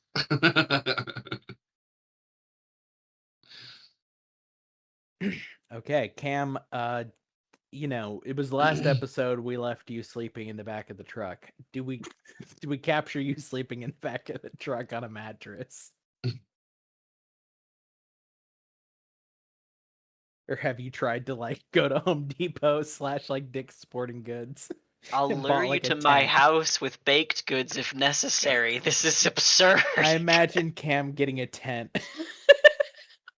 Like a full camping, like a really think nice Cam's big gotten- camping tent. By now, a couple of those portable like wall panels. Sure. And a So you're just rug. making it worse. I'm making a little efficient in my storage So area. you're living in What are you basically eating? you're living in an inside outhouse that you've constructed sans toilet in the middle of your of your storage unit. No, I stored. This is a fully environmental storage unit. There's a bathroom built into the facility. But no, it's I do that's have the to thi- leave my particular Yeah. storage compartment to Well, go there. But What I was saying is, like, in construction, you've built, like, using those like fabricated walls, you've built a little outhouse box that's just sitting like a little tiny house. It's just sitting in the middle of the it storage looks unit. like an IKEA bedroom in the showroom. Like, they have, if you go through an IKEA, they've got like a Yeah. bedroom set up that's sort of like that, just Got a shower curtain. with just a right big, next like- to a 1953 Chevy 3800. Yeah, it's good. You know, It's like good. you do. Yeah, you had to look somebody in the eye as they delivered this to you. No. There was no delivery. I went and picked it up. I've got a giant truck. Why would I take delivery? Yeah, that's fair. You got that beauty? You think you're gonna put her in a garage? No way. Cam's had I- a very busy 3 days at IKEA. Yeah, I was gonna say, how is this easier than any other option? It's not, but at the same time, Cam is- Cam's sort of hiding out. You know, Cam's got that backwoods stubborn that like, nah, we'll be fine. You got to be self-sufficient. it's fine. It's nice and comfortable. Everything's good. I don't think having to pay $1.50 for every shower is luxury, man. I didn't say luxury, but yeah, what we got to do. I'm hiding out. I got to stay here, keep everything safe, and anyway, yeah, I think Cam gets up early-ish. Mm-hmm. 6 a.m. or so, and starts setting about doing the stuff that Cam did even when he was employed. Okay. Then yeah, it is now about we kind of pan back to you, Awkward, I think, as the one who knows anything is afoot. It's about 7 a.m. now. You've showered, cleaned yourself up, faffed about a bit on your phone, checked a couple stocks, took a small nap, ate some food. Came and got a coffee at my place, Yeah. left, and then came back. You're looking at your timer. You've got like it's been like 3 hours, so you're like, it's 43 hours is good. We're fine. Plenty of time. Yeah. Yeah, I'll head to Amaros's. Do you Uber? Yeah, I'm not walking. Yeah. Yeah, you Uber over to Amaros's, get waved in by the doorman who recognizes you at this point. Oh no, I'm recognized? No. Yeah, you're recognized. I cheese it. No. Yeah, you're the weird little guy who keeps visiting the incredibly like affluent and eccentric man that lives on the top floor of this apartment. The doorman has apartment assumptions building. about Amoros, Yeah. for sure. Amoros is having a lot of weird ass parties up there, pretty sure. Okay. Yeah, you Amros, you get a call from the doorman saying like Weird one. Mr. Edward is here. Mr. Awkward. Mr. Awkward is here. Mr. Awkward. Yeah. Mr. Edward is here. Hell yeah. I go unlock the front door and greet Awkward at the elevator. Hey, random Do you question. think it's the elevator opens into the place? Like the elevator opens and that's the place? There's got to be like a vestibule or something. We've covered that there's a vestibule or like an antechamber before, like a and then an extra door. That this happened during the slapstick of the Amros running up and down stairs while everybody else fought the clown. Excellent. Yeah. During the clown days. Mm-hmm.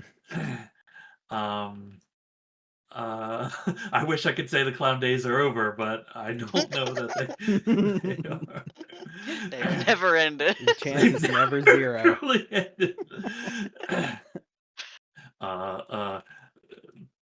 Awkward. Good morning. Good morning. Quick question. Would you say you're better at preventing or starting fire? I suppose it depends. Sometimes fires happen and I have to put them out. But sometimes they happen and I've caused them and I have to put them out. So maybe both. So you've experienced starting fires. You could say that. That's going to be important later. Would you Anyways. believe me if I told you I invented fire? Completely. I didn't. Oh, well, that would have been more useful if you did. Hey,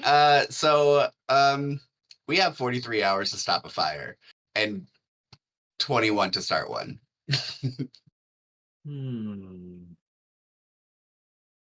Okay. We need to start a fire and stop a fire. Yes. Are they the same fire? No. One should be harmless and one will be very harmful. Oh, well, let's... Wait, which is which? The one that needs to be started does not have to be shared with the others. The one that needs stopped should be.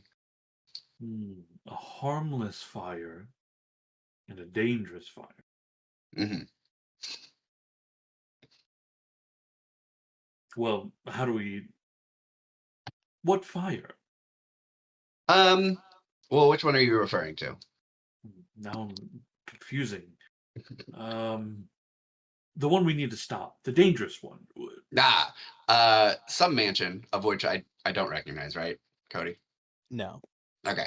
A mansion of which I don't recognize, with people and dogs inside, will be started with around 43 hours from now, killing them inside. And so that's the one we need to stop. Okay. A mansion. Do you know anybody with a mansion? Multiple. Oh. Maybe it's one of theirs. Possibly. Well, we could walk around. There's a couple of rich neighborhoods outside the city. Yes, very familiar.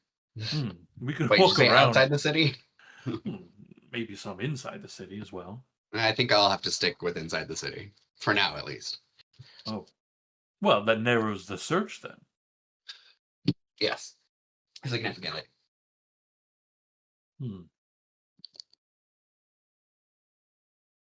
What's this other fire? We have to start a fire. Yeah, that's just between you and me. Oh, a secret fire. Secret fire. Yeah, definitely the fact that we started the fire should not get out.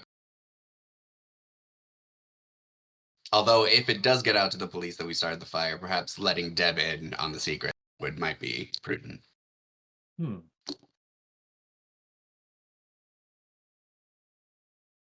mean, I might know a place you could start a fire. Oh, where? Well, it's a little off the beaten path. You'll know it. Do you have anything you need to burn? Did I need to burn? No. I just have to burn something down. Oh, See, I was thinking of a sacrifice. Oh, that got dark. Not not in that way. I mean, a giving of something. I don't know. It's just easy to kind of default to that because you were probably alive during the time your things were sacrificed. It's a dark part of your history. Damn.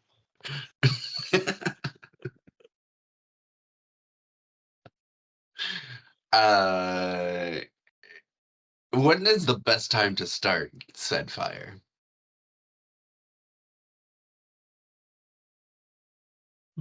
I suppose when the mood strikes. Did you say moon or mood? Mood. But you could do it under the moon. I think that might be the best in terms of not getting caught. Oh. Well, when's the next full moon? These things have providence to them.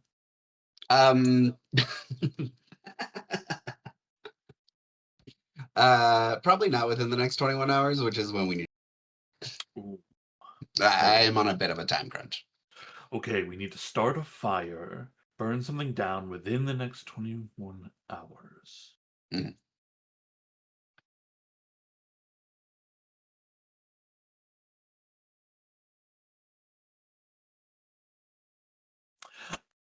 I do know something you can burn down.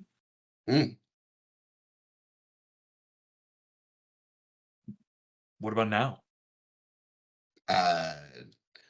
Is the likelihood of success high for not getting caught?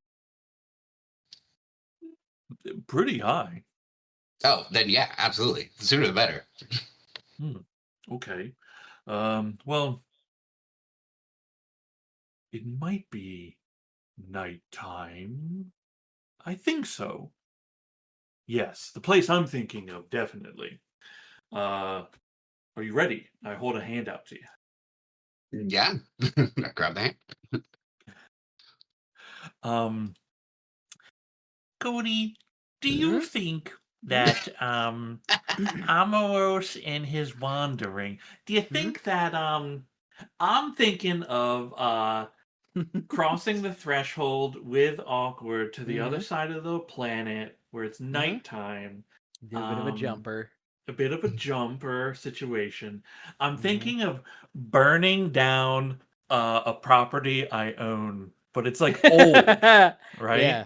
It's like a old place, and I mean like old, where it's like kind of just like remnants of a thing now. Yeah, you've got a like old shack that is like in a mountain in Nepal. Yeah, once was like wonderful. Like modest, but like it's a place you put there because you have always been drawn to being up high in views, right? And the view of like the mountain, right, as you like painstakingly made this cabin up there was beautiful. But yeah, you haven't been back there in ages. It's been a while. Yeah. I try to threshold us there. I try to teleport us there. Sure, do that roll. Sure.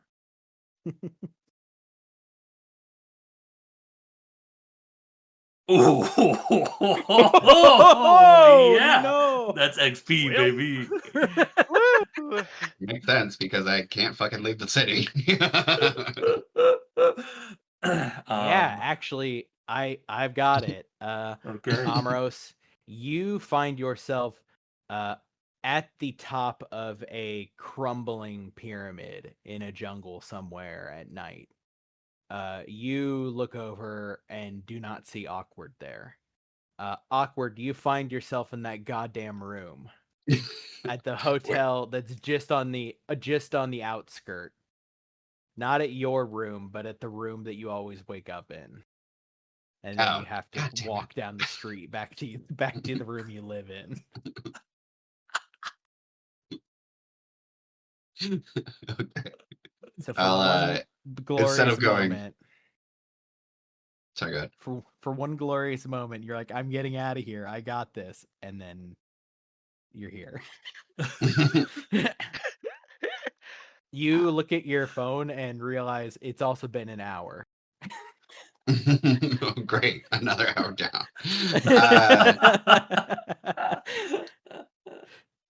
Yeah, no, I'll just Uber instead of going home. I'll Uber to the coffee shop to see if Harlow's there. I teleport Amros, back. what do you do? Yeah. Yeah, I see I do spend maybe about 20 minutes walking around making sure he's not just lost nearby. And then I do apparate just back to him, back to Awkward. Yeah, you apparate back to Awkward, and it's weird, but you appear in Awkward's room, like his home at the Bay Coast Resorts. He's not here.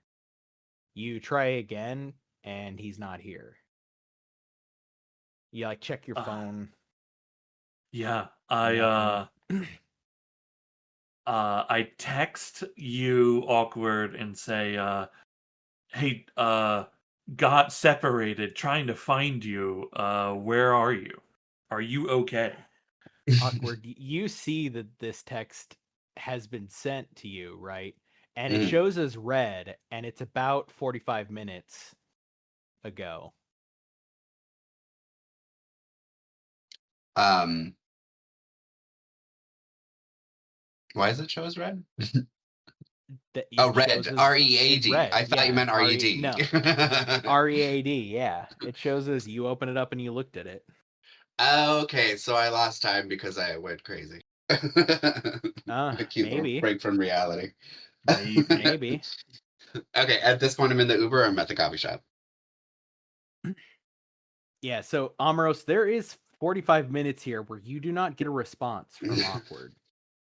You don't know where the fuck Awkward is. I begin calling everyone, saying, "Have you seen Awkward?" Deb sends back, no. I'll respond when I finally wake up to the message. Yeah, so Harlow and Cam, do either of you respond?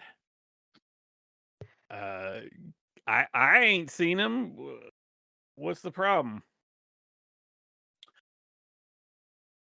I remember that it's a secret fire, and I say, "Oh, nothing. Just trying to get in touch with him."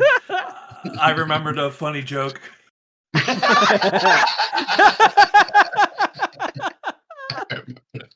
Yeah, Awkward. Again, you see all of this when you look at the text chain after you come back to yourself. Face palm. Saved it.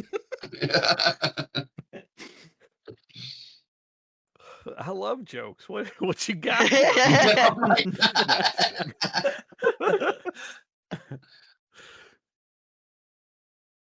Yeah, so it's about when that would have when it'd Awkward be about walks 8 into the now. coffee shop.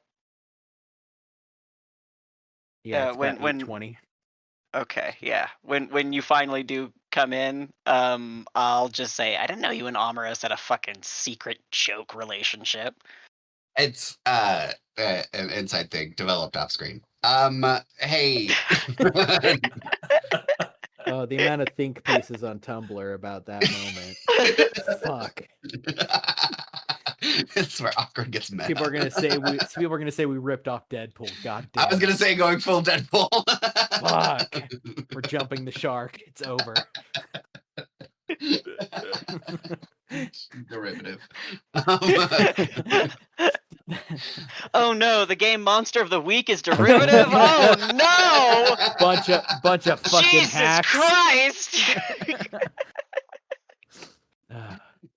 Hey, do you think Cam and Amros are meeting up here, or should I send a text? I'll give him. I'll call. Okay. We'll get everybody over here. Cool. Black coffee. Okay. Hey, since I know you and it's just black coffee, I don't have to like pay for it, do I? What? I mean, I'll tip Aren't you like rich? I'm comfortable.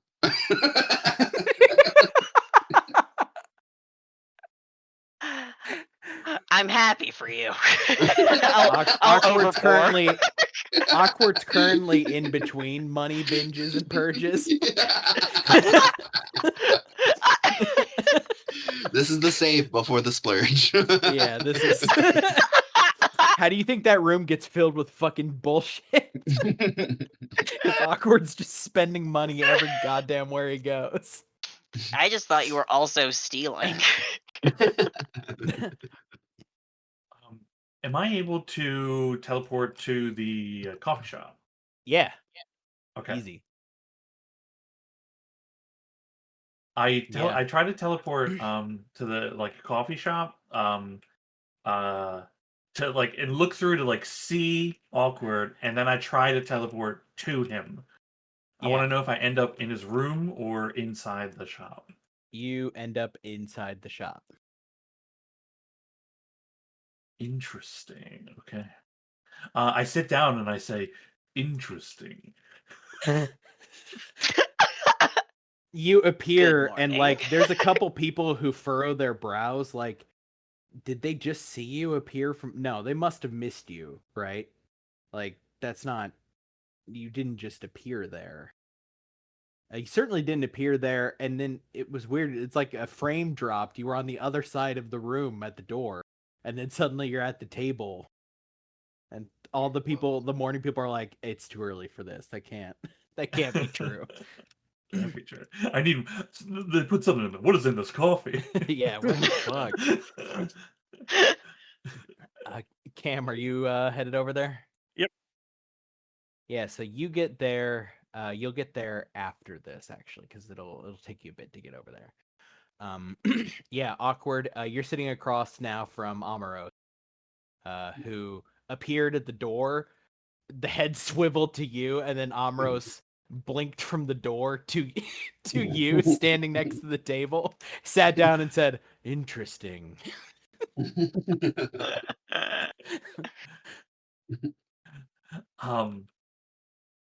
After saying hi I say hello to Harlow and kind of lean towards Awkward, and I'm whispering to him, but I think it's still... Obviously you can still... We're at a table so you can hear me still, and I'm like, I was looking for you.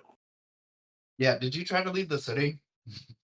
We went way out the city. Yeah, I thought I made it very clear that's not really an option for me. So. Okay, all right, I'll figure something out. Okay.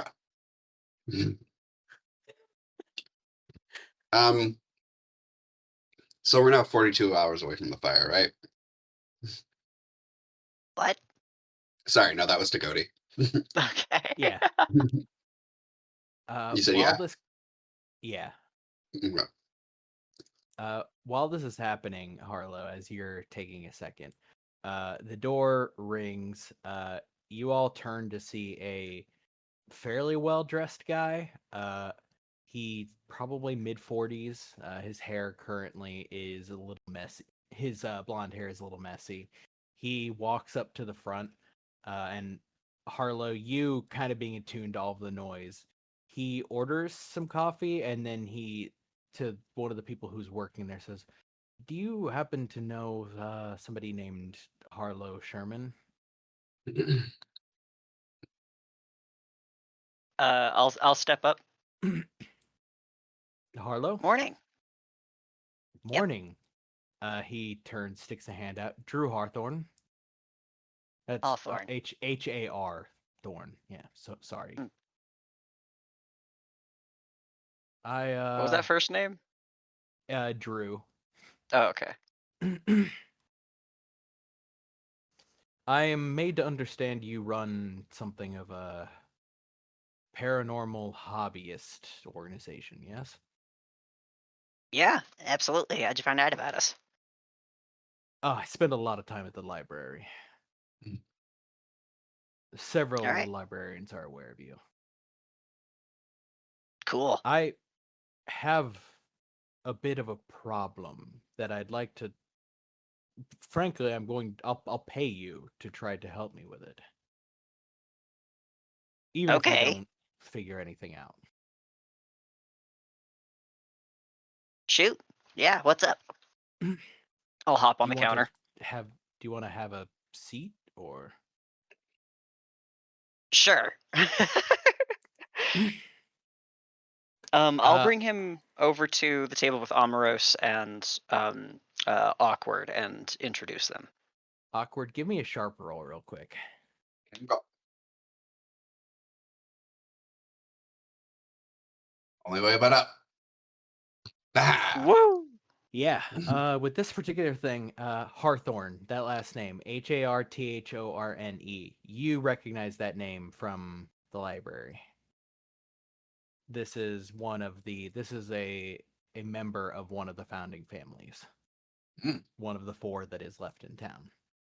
Yeah. He sits down, his brow furrows, and says, are they a part of the club as well? They're acquaintances who are well enough versed.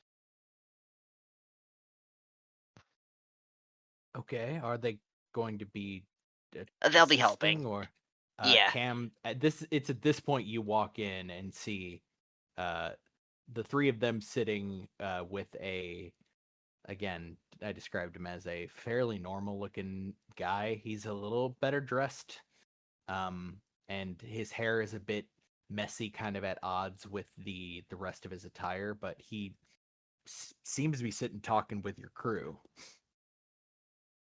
Yeah, I'll go sit down. Hey, y'all, got here as fast as I could. Hi, Hello. I'm Cam. Drew Harthorne. Drew here was just telling us. Wait, what were you telling us about? Right. Yeah. So, I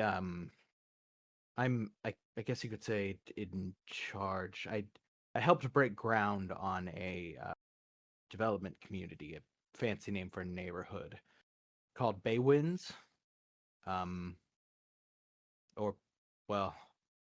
Baywinds. We're going to be changing it to Thistlewinds soon, but besides the point. We've been having some hauntings as a neighborhood. I've already tried seances, priests, the police, private investigators. None of that shit has worked, so I spend a lot of my time at the library anyway, and I figured couldn't hurt. Yeah, absolutely. You said priests didn't work? Nope. What sort Shit. of hauntings? What makes you think that there's a haunting and not a couple kids? He rubs the back of his head sheepishly. Like, you get the sense but I think actually, Harlow, you have a move for this, don't you? Certainly, yeah. Yeah. Fellow believer? Yeah. You, he seems sheepish for a moment. He directs it at you, Harlow, and he says,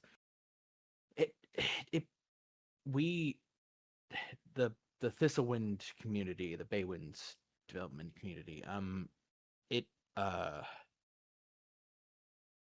we've been having it started with misfortunes, I guess, people falling down the stairs, people being injured, banisters giving way, children injured. It's more than should have been for what should be just a regular neighborhood.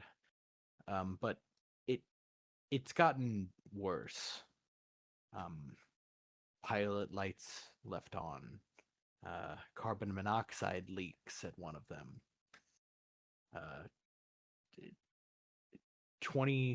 we have 24 houses, and every one of them has had something go wrong in the last 6 months, year. It's hard to know when it started because nobody talked about it at first. We all just assumed, it was just our house, kind of thing you don't really talk about, right? But then then things got bad enough for people to be noticing ambulances. It's hard to hide when a whole house is evacuated for carbon monoxide. So then people started talking, and we've realized everybody kind of already believed that something was haunting their houses.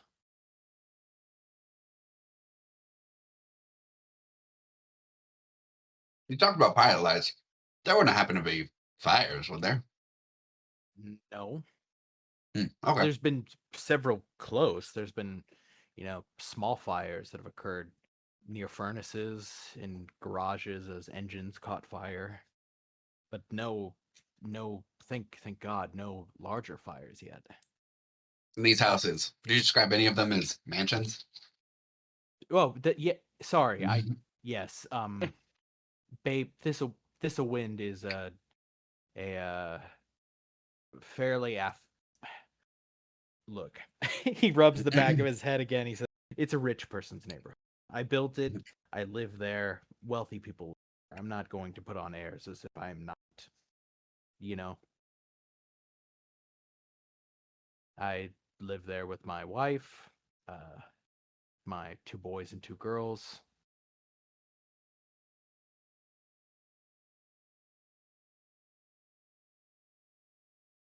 So would you mind coming in to looking at it, seeing if there's anything wrong with, if not my house, I suppose. We'll start you at, to be clear, I've more or less gotten permission for you to go into just about any home, assuming you don't rob them. And assuming it's during the day, preferably. Night might be more of a tricky concern, but... Right. Yeah. Yeah, When are these we can accidents check it out. happening? What was that? When are these accidents happening? At what time of day? All times. Doesn't seem to Okay. be... You would think because of ghosts and stuff, there'd be mostly at night, but plenty of things ghosts happen don't during the sleep, day. so True. really anytime. I guess so. It's Have just there either been any movies actual? and- Have there been any What? actual sightings of the supernatural? No. There's a general feeling, I think, or like, stupid to say, I guess, but everybody sort of talked as if they are attributing it to something. They all kind of arrived at this separately, and it wasn't until we all started talking about it that we realized we were all sort of thinking the same thing separately. You know? Mm.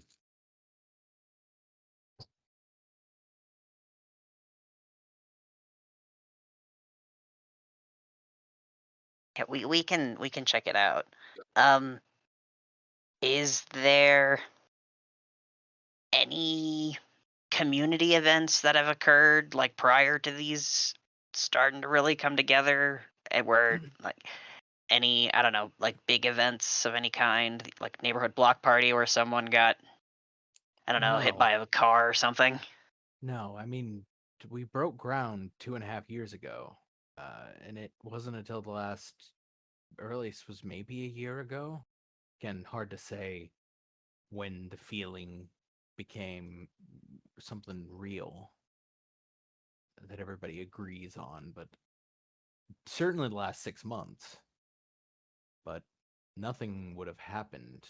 Nothing happened at that time. You didn't happen to break ground on like a burial ground or anything, did you? No. Okay.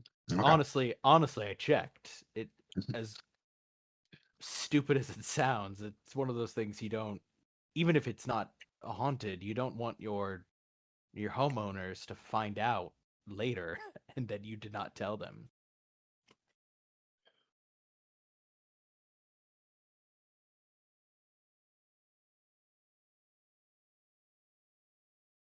Yeah, if you could just get the address down here. When we've got some time, I'll collect some supplies and we'll head out that way, see what we can find.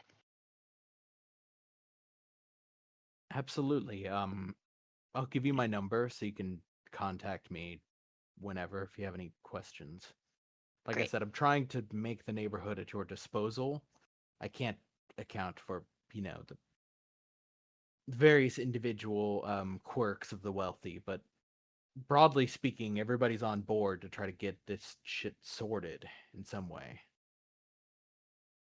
Good. And if you require the police for any reason, I'm friends with Bartsy, the chief of police. Yeah, So if you don't worry need about their that. That'll be resources- fine. Okay. Nah, If yeah. Actually, Yeah.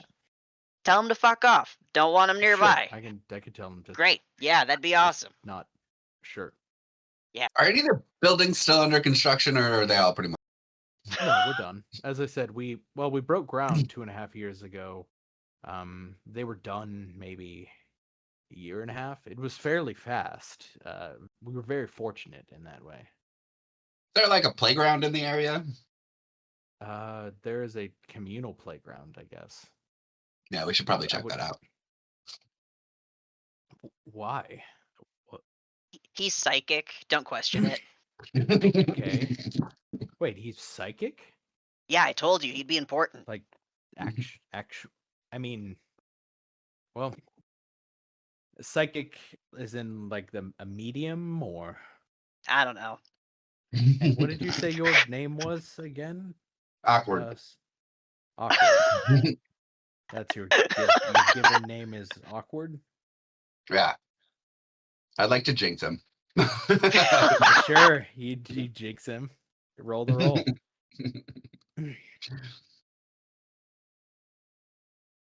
Oh my god. Wow, this Yeah. guy, So he's in what do you do to him?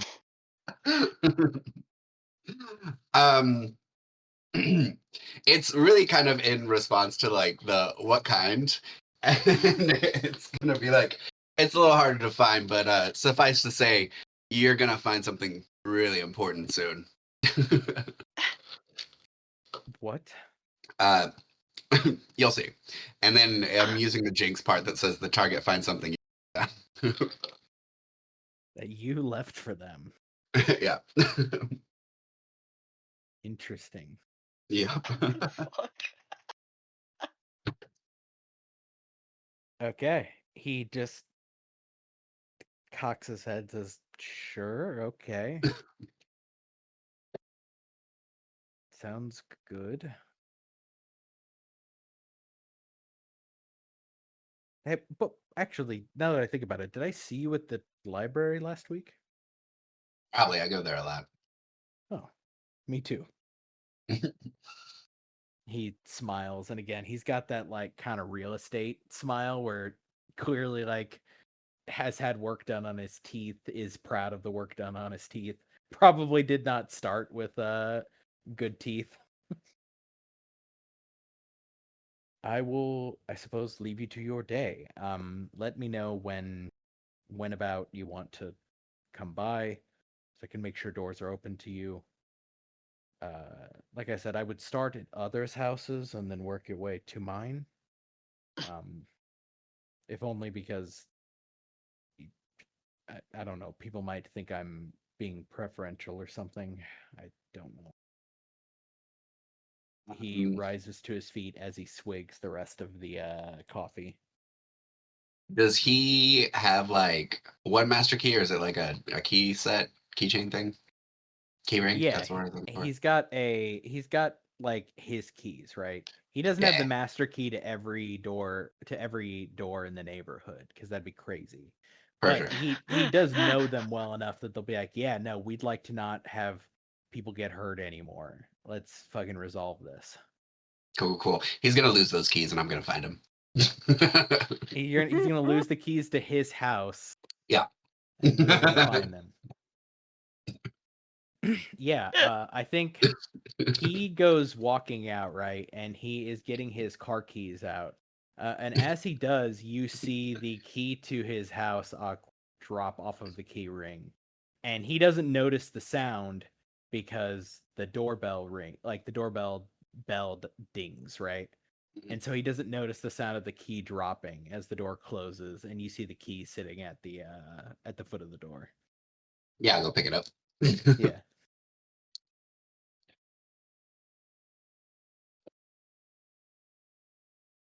Well, that's a coincidence that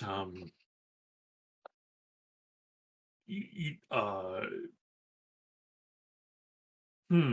interesting.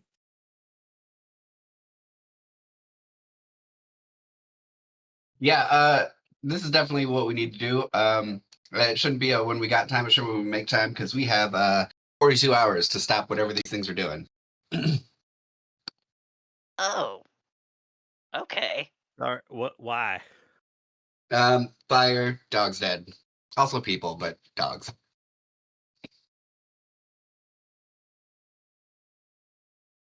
All right, I'll go get some stuff. That doesn't really tell me much, but you know what? I've learned to trust your intuition, so I got nothing better to do. I can head over there now if y'all need.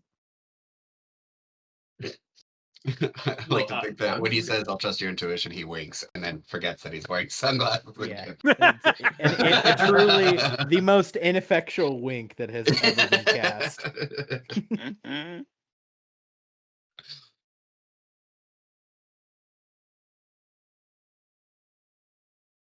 we should go now. Take a look around and get a feel for the place. I agree. If it's invisible creatures causing these instances, I'll be able to.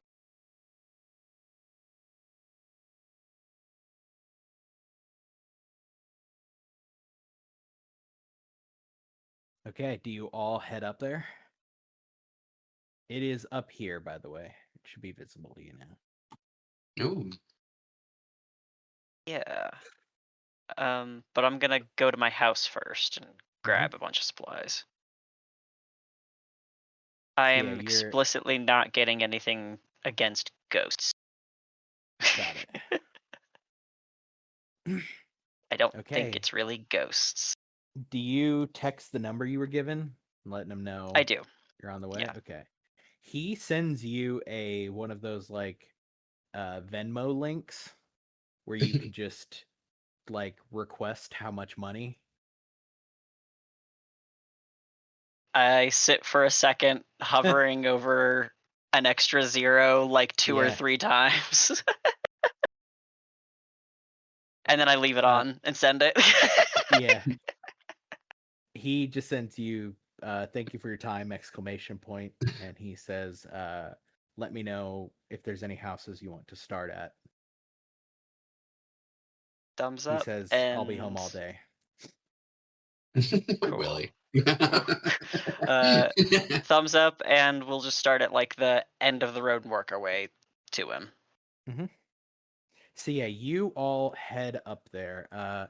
You kind of the quickest way to get there, honestly, is to drive kind of past where Cam's apartment used to be and where Awkward's current residence is.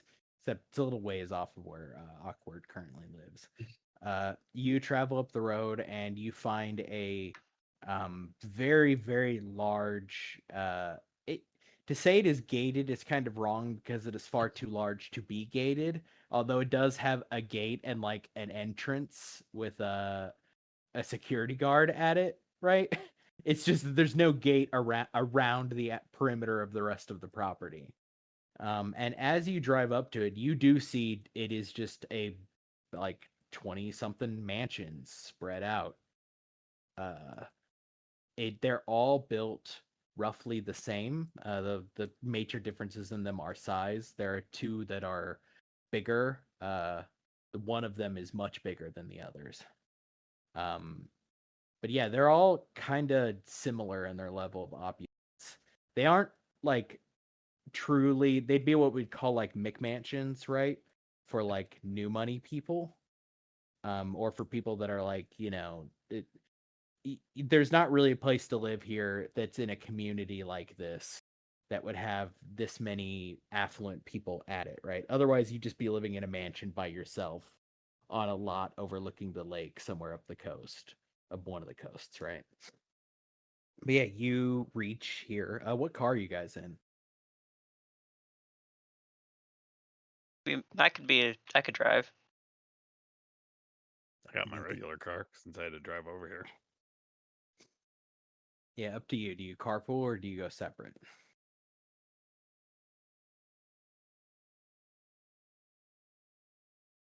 We can go separate. That's fine. Yeah, I'll go separate. Actually, there's something I want to do, but I'll message you, Cody. Okay.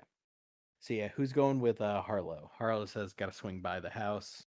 So who's with Harlow and who's with Cam? I'll go with Cam. Sooner the better. Okay. So yeah, Harlow, you Amros is either with you or potentially doing something else really quick, depending on what you message me. Okay. Yeah, so the first people to get there only about probably 10 minutes ahead of time are Cam and Awkward. You get to the front and the security guard like gestures for you to roll down the window, Cam. Put down the window. Hey, what's your business here?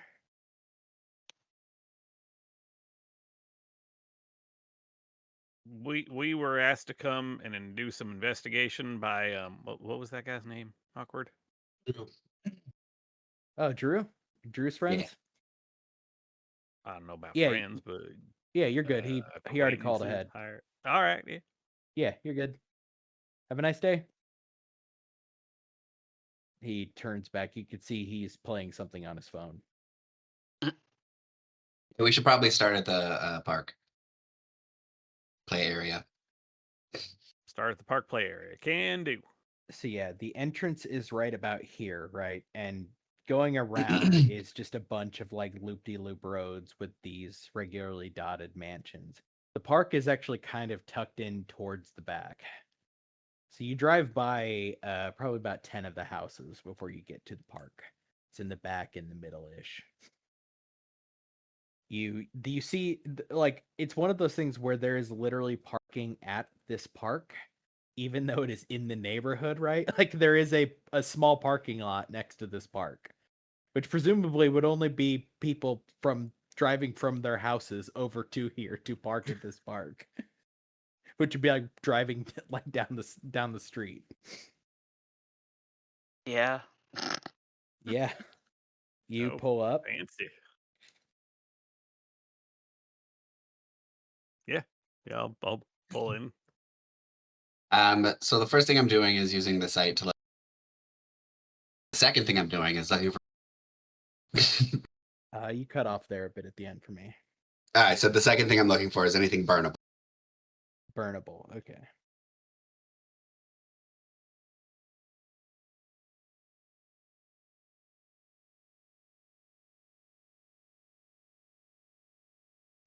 Yeah, at the you don't see other than the fact that the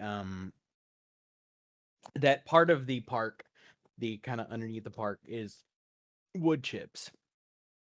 That you can see it looks like they're in the process of converting that to some kind of synthetic rubber shit. Mm-hmm. But is there like like is the play things that kids play on, is that metal, is it plastic, is it wood? It's mostly metal, although you can see there are plastic pieces around where like hands would go, right? Damn it. There's like plastic that are kind of padded. All right, any invisible influences? Magic or spiritual? Yeah, on this park, no. Okay. I will, since this the park is like kind of based in the middle, right? Yeah. Pretty equal access. Cool. I'll start looking around to see. There is something in all of the houses that you see from your current vantage point. Whoa. Without a roll, you're not really sure. You just see the presence with the sight, absolutely, of something. Yeah, and this is like Cam would notice too that I like brought my glasses down for this and my eyes are wide. I think this is when you're pulling up, Harlow. All right. Is there any house that's not affected? You look around, and from your current vantage point, you don't see any, but there's some houses you can't see. Yeah. How's the playground? Clean. Very fancy. And fire retardant. Seems like a strange thing to note. the bigger news is literally every house that I can see is affected. So he was right. There's something going on here. Cool. What do you mean affected? There's some form of influence on each of these houses. Not one of them is untouched. I mean, we still potentially have to drive through the entire neighborhood so I can verify every single house, but as it stands now, everything except for the park, the non-burnable park. By something. Okay. Okay. Well, let's can you tell me, can you see, like, identify it as a shape or what it is at all, or you just know it's there? It's more that I know it's there, but if we get closer to one, I can probably give you more answers. It's just, where do you start when the beginning point is everywhere? That one. I just point to a house and start walking. All right, I start walking too. Cam's arm is up and pointing at a different Poor building. autistic awkward is overwhelmed with choice. Amros, do you send a text to the group as you're busy with your errand? Yeah, I say, almost done, be right there. Yeah. Yeah, you go walking up to the nearest house. It's like, obviously you can't see if there's anybody home, and it's during the day, so it's kind of unclear. There aren't any kids running around though, and it is probably still like summer. Like summer vacation, that is. So is this like investigative mystery to kind of determine what this influence is? Yes, it would be. Okay, Carol, that. Mhm. All right. Bam. Hey! Nice. Okay. Good start. And I do have it advanced.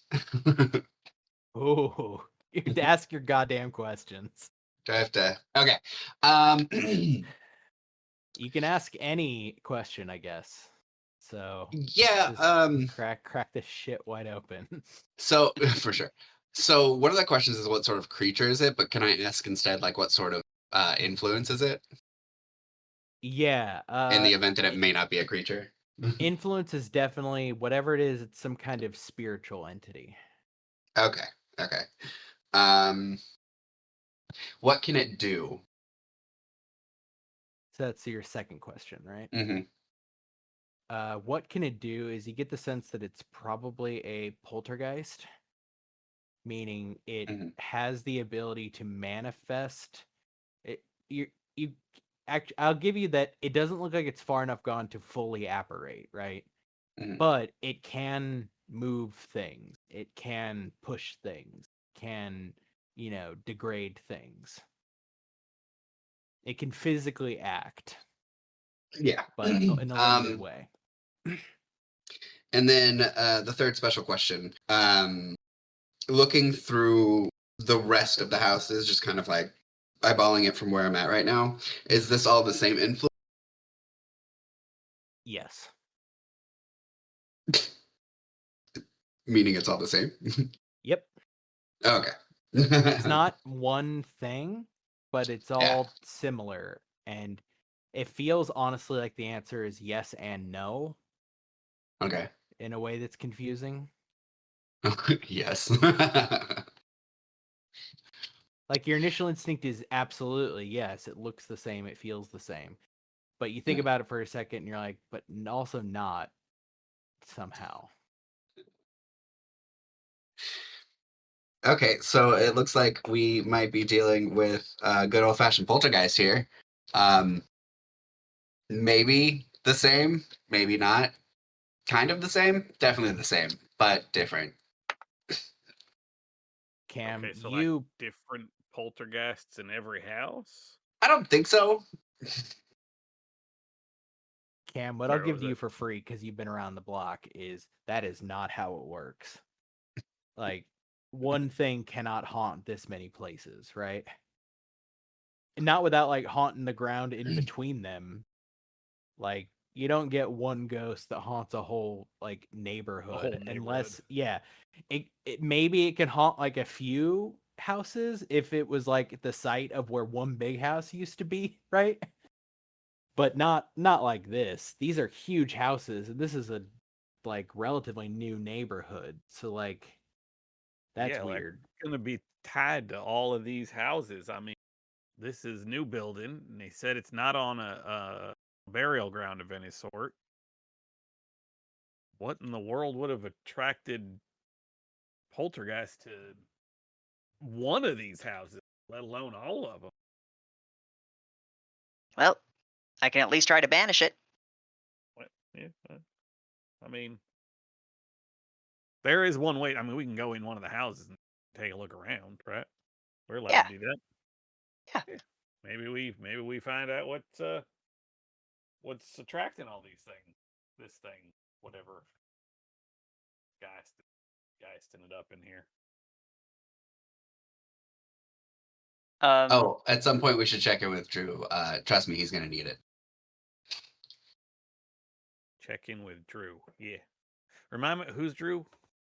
Our friend who told us about this thing in the first place, and is also paying us money. I hold up my phone and show him the Venmo. Okay, so I should be getting free coffees then. Wow, that is a lot of zeros on that number. You still sure you don't want to hang out at my place, Cam? What am I not getting paid because I'm just saying you don't have to sleep in the bed of a truck.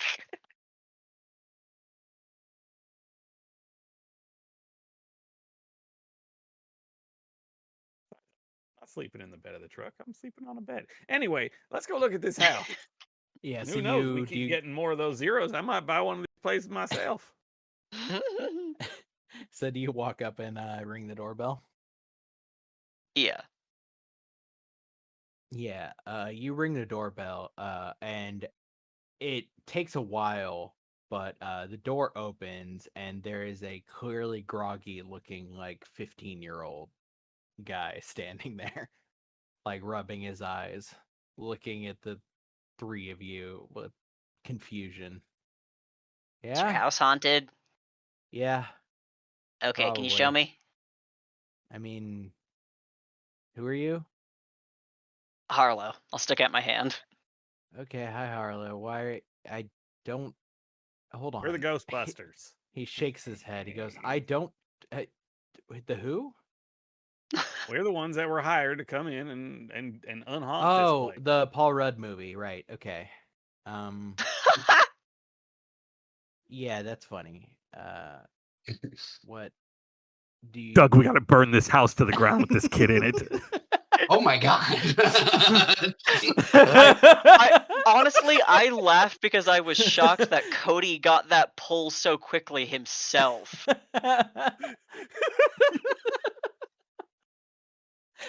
He kind of squints at the three of you, like scratches his head, and he's like, "I don't think I should like just let some randos in to We were hired by that fuck around."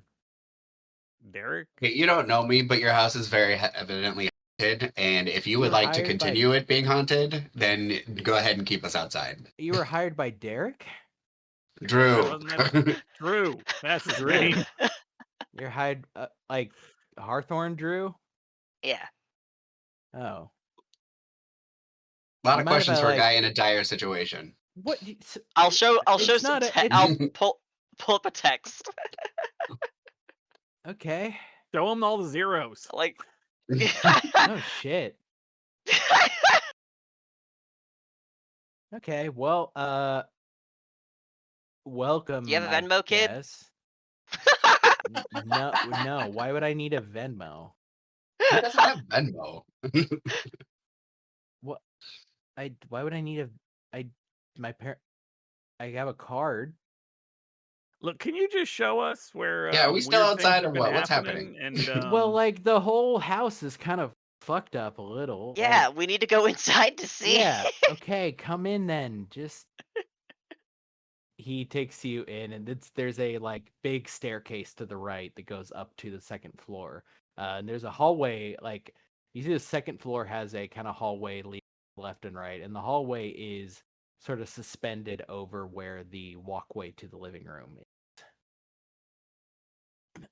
You are standing on white marble as you look down. That's kind of like, smoothed and always looks a little wet. As he just takes a step back, closes the door, and is like, "So, what do you need to like?" Can you show me to the kitchen? Sure, it's over there. Points to the left. With the site, is it like a pervasive aura, or are there like certain things highlighted? It's a pervasive aura. And is there any area that's brighter than the others? No, Okay.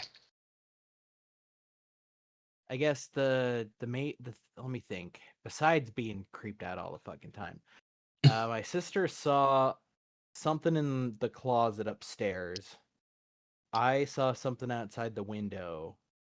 My dad almost got his leg ran over by the car when the brake shot out.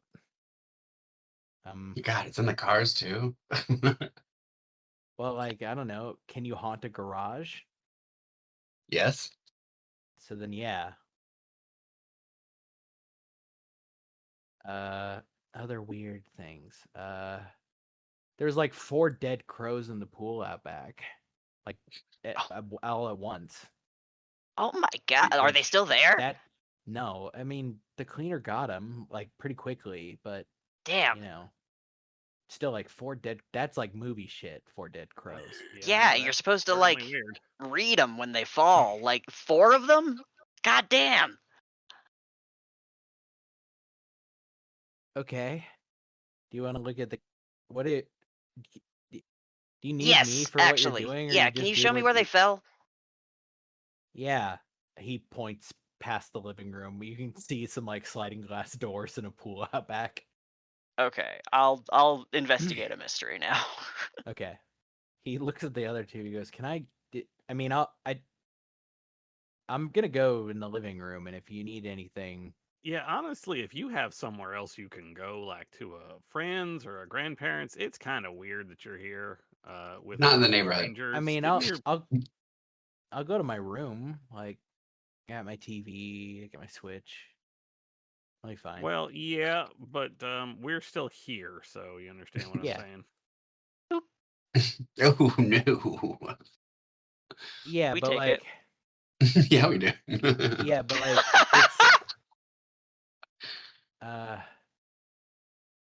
it's that was investigative mystery, right? Oh, it was. So I totally it just would be rolled the wrong lower. fucking It would thing. still be. It would still be a Yeah, 4. yeah, it's still shit. Yeah. He says to you, I'm not gonna leave my house. So I'll go to my room and close the door, and you can do what you need to do. But I'm not gonna go. So All right, I'm just trying to Yeah. make you feel safer. That's all. sure. I'm Have fun, Paul Rudd. Walks upstairs. I'm gonna take a seat at the dining room table. Yeah, big kind of. It's definitely that like open kind of concept where there's a lot of natural light, a lot of like big open spaces. The living room, the kitchen, the like dining room are all kind of one giant room that's really only broken up by like the material of the floor. I am going to sensitive into this thing Okay. while you adjudicate the other roll. Yeah, well, I adjudicate the investigative mystery roll. How do you go about investigating the mystery, Harlow? I think that I'm hoping to look for the magical auras. I think I've got a hunch that some of the like construction supplies might be like part of maybe a magical tree that has been cut down or a magical forest, something or other. So that's where I was gonna start looking, but I did bad. So Yeah, Harlow, you go walking out to the back, right? And you are looking at the pool. You turn to kind of take a couple steps back to look at the house to try to get it holistically from, a different vantage point. And you are like racked with a wave of nausea and a wave of like kind of chills and a overwhelming feeling of just sick, that kind of where you're so angry you feel ill, and you turn around and puke into the pool.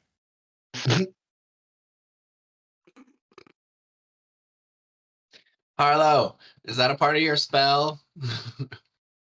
I'll give you a thumbs up. On a 7 to 9, the hazy impression you get, Harlow, is overwhelming, all-consuming rage. Oh no! A hazy impression. About something very important, which is that you are standing in the epicenter of an ongoing scream.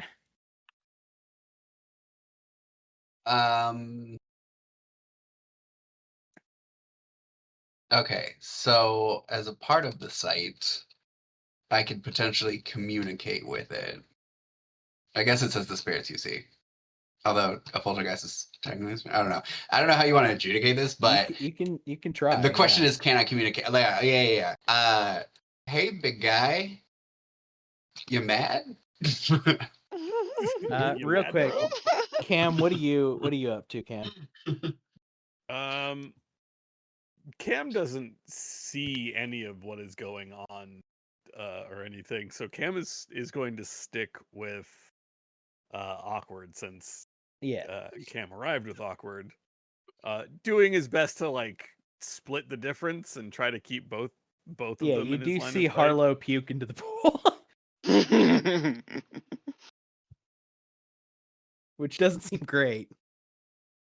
You good out there, bud? Do you need me to? I can get you some water or something. Careful, got plenty of water out here. Well, I meant drinkable water, but okay, you're good. Not sure the water here is drinkable.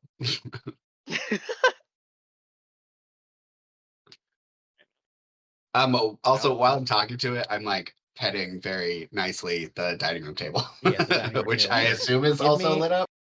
Give me a manipulate someone roll. Oh my god! You have this move, do you not? I do. Yeah, you do. You do. And I raised my charm, so it's a flat roll. Sure. Oh god. Hey. Let me look up what this means. On a 7 to 9, they'll do it, but only if you do something for them right now to show that you mean it. If you ask to make for them. So and yeah, then of course I have my it, dark whatever negotiators to do that with monsters. So you've asked it, are you mad, bro? Which isn't super actionable. No. You certainly get back, yeah. I think this is sufficient to yes. Although it isn't so much yes as a word as it is like the feeling of standing in the middle of a stadium with every voice in the stadium screaming yes at you in the center of it. He gets so scared that he falls back out of the chair. So we got puking in the pool, falling out of the chair, Cam in the middle, head swiveling back. Amaros, I think it's at this point who do you teleport to?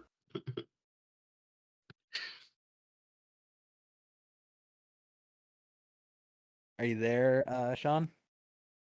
Yes, I'm here. Yes, sorry. Okay. Not Awkward, because I know Awkward likes to be warned ahead of time if possible. So I teleport to Harlow is our best investigator. I teleport to Harlow. Yeah, you teleport in like you hear a clattering from behind you. You are standing looking out at a beautiful pool with puke in it. And Harlow standing kind of wiping at the corner of one mouth. Your back is to a building, you're pretty sure, as you like glance over your shoulder and see Awkward on the ground. getting back up to sit in the chair, and Cam standing in between the two of them, giving you the look. What'd I miss?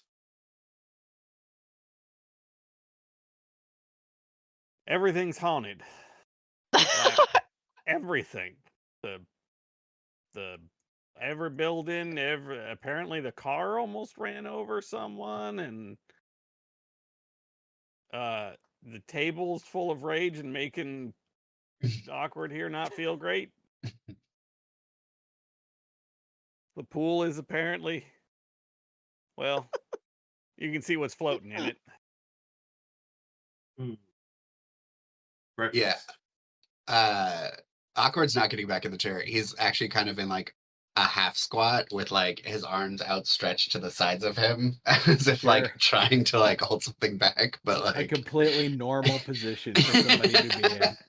Just normal stuff. A guy doing a Slav squat with hands completely out sideways, doing like a T pose from a Slav squat. Normal stuff. Yeah. Normal thing to do with your body.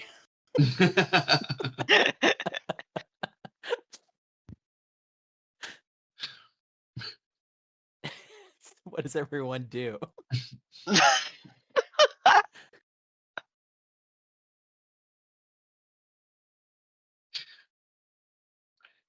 I'll continue talking to it. Yeah, you like. He just needs a second to collect himself because it's the first time he's talked to his spirit. Yeah, so you try to reach out again to say what? You know, if you tell me about it, I might be able to make it better. You get just that cacophony of rage again. Come now, use your words. Hey, Omaros, can you keep an eye on him? So I'm going to take a look around the place, see if there's anything physical. Sure. What do you think he's doing? Talking to something he sees. He is at this point like staring up at the ceiling while like padding along the wall and moving along and trying to like, feel something. Yeah, you try to say it's super weird. You try to say use your words and you get back just rage. Yeah, I kind of like I'm like 10 feet behind Awkward, seeing like what it is that they are doing. Yeah, you're looking at the ceiling, trying to be like, what the fuck? Yeah. Do I see anything on the ceiling? No. It's a very tall ceiling. Like it's a nice ceiling. Nice trim. All right. What can I do for you that'll make you talk to me? You get a like overwhelming feeling. You in your head, a very similar sort of slideshow develops of houses burning, houses destroyed, like things just desolation, a neighborhood with nothing but sticks left.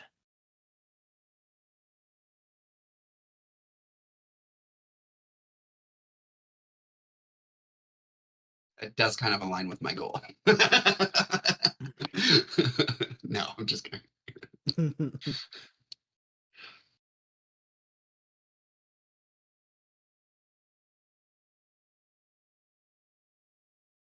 Cam, you're breaking off to do what? I'm gonna just start looking around the house, see if there's like I'll start in the basement, pull out a flashlight and You want to grab my camera, start taking pictures, and just see if there is anything that stands out. Okay. Throw me an investigate a mystery roll. Unless you got a special move for this. I sure don't.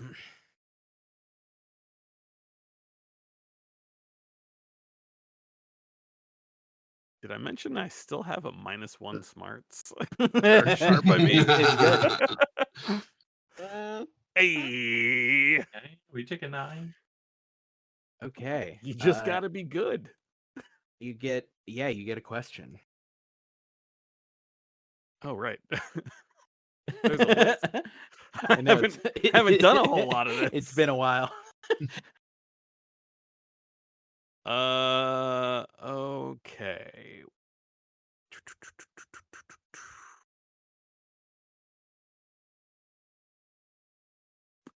I'm trying to figure out which of these feels applicable enough to this. I've been told it's a poltergeist. I don't Right. really feel like this is a poltergeist, especially with the way that Awkward was sitting at the table and getting mostly clearly very strong emotions. I'm just gonna see if I rack my brain, can I think of what sort of creature would do this? What sort of creature is it? It's not a poltergeist. All of these others feel like they would be very. It's a funny answer to get back, and it raises maybe more questions than it answers. But the answer you get back, the thing that makes sense to you is it's not a poltergeist, but you ask me the question, what kind of creature is it? And I tell you it's a poltergeist. So it's some sort of new poltergeist. It ain't acting like a normal poltergeist. We're gonna You need start to with find out. the basement, right? Yeah. Yeah, it's like relatively dark in the way that most basements are. I assume you flip a light on. Yeah, I got a flashlight, but there's a kid upstairs. Yeah. Can't be that bad. There are two what are called like guest rooms down here, though the dust kind of all over everything. It's just people don't really go down here very much. Big basement energy. Uh, and you walk over into a corner as you're like just kind of canvassing the room, and you do find a cold spot.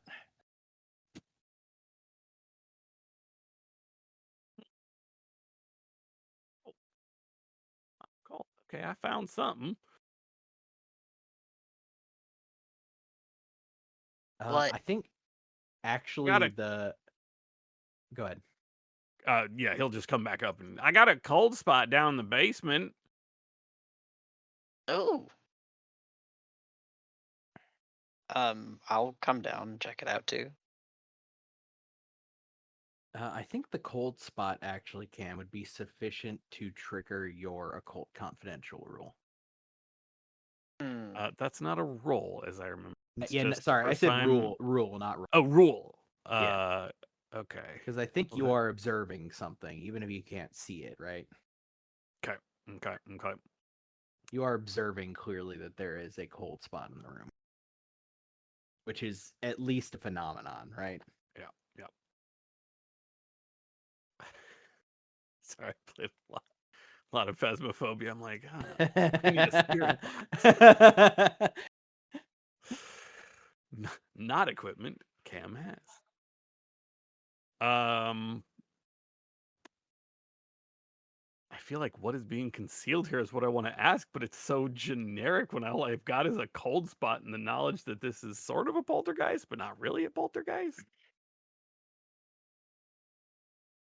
So you going with what is being concealed here? Yeah, I'll go with what's being concealed here. We got this cold spot right here, and this thing is acting real weird, and it's spooking the hell out of Aki up there. That's weird. I can't do that. It's spooking the hell out of Awkward up there. I think the thing that is being concealed, in as much as like, if it's just some big bad like new kind of poltergeist that's just flailing around being angry, right? Then what's being concealed potentially under the layers of whatever it is or whatever it's doing is what is the motive here, right? The motive is being concealed, you think? Yeah, this sort of level of just pure. I don't even have a word for it really, but poltergeist has a direction usually. There's something they want to do. This just seems like it's all over the place, and maybe if we can figure out what it really wants to do, what it's really doing here, maybe we can figure out.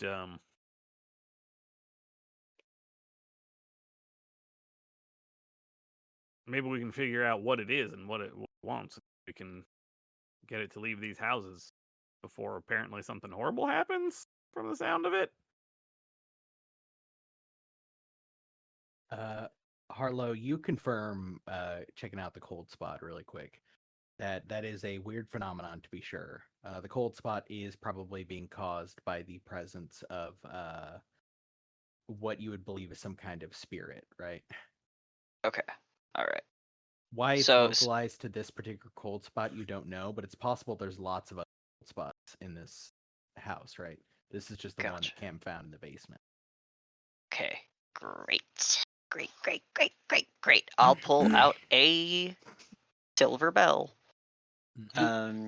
And ring it twice, and then begin to incant. I'm going to try to banish this phenomenon. Okay, you gain +1 for dealing with it. Yeah, and I have a feeling it's not going to work, but this is an experiment. Mhm. Woohoo! Yeah, so Harlow, you're upstairs, sort of looking at the ceiling. Awkward. Sorry, yes. God damn it. They're not even similar. Awkward. You're upstairs moving, like crawling along the wall, basically, looking at the ceiling with Amros babysitting behind you, just like full on Scooby Dooing, looking over, like creeping along behind you. Look, as you just are getting this unproductive conversation back and forth, right? Of what do you want? Angry. What are you? Angry. What do you need from me? Angry. Right? Just an incoherent spittle scream of rage. And then all of a sudden everything goes so quiet that you stumble for a moment and your ears pop. You said my ears pop? Yep. Okay. And your ears are ringing for a second. Harlow, as far as you know, yeah. that was successful, and you both observe the cold spot isn't there anymore. You just hear from upstairs, what did you do? I start to dance a little bit and say, "I'm stronger than a Catholic priest."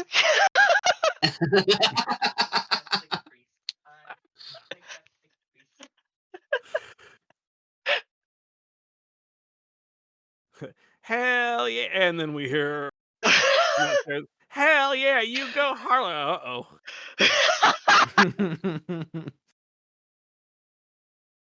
Then I will take this time to tune in. You're trying to tune in to the thing that's in this house? Not in this house, but since I know it's like at least at the next house over, likely. I don't know. To be fair, I don't know if it.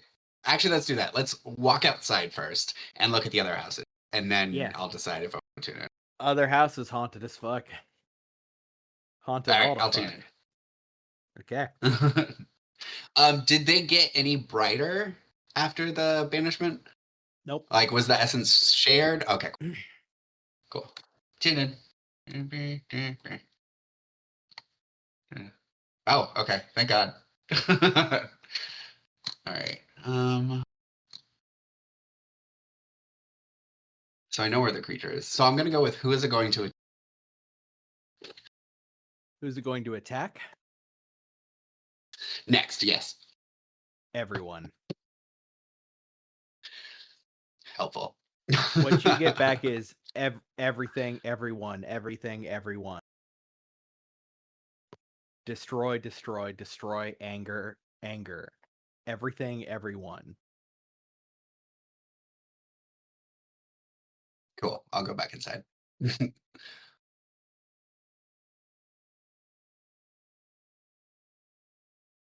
Yeah, what do you all Harlow, do? whatever you did, I hope you're willing to do that a million times over. Okay, maybe 20. I can give it a shot. I'll crack my knuckles. You can give it 20 shots. I'm happy to start walking house by house, looking for cold spots and trying to banish ghost by ghost. Yeah, you all leave the house, try to head to the next one in the row. Yeah. Knock on the door.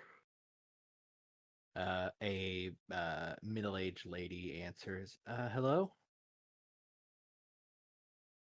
Hi, we're Hi, do you remember me?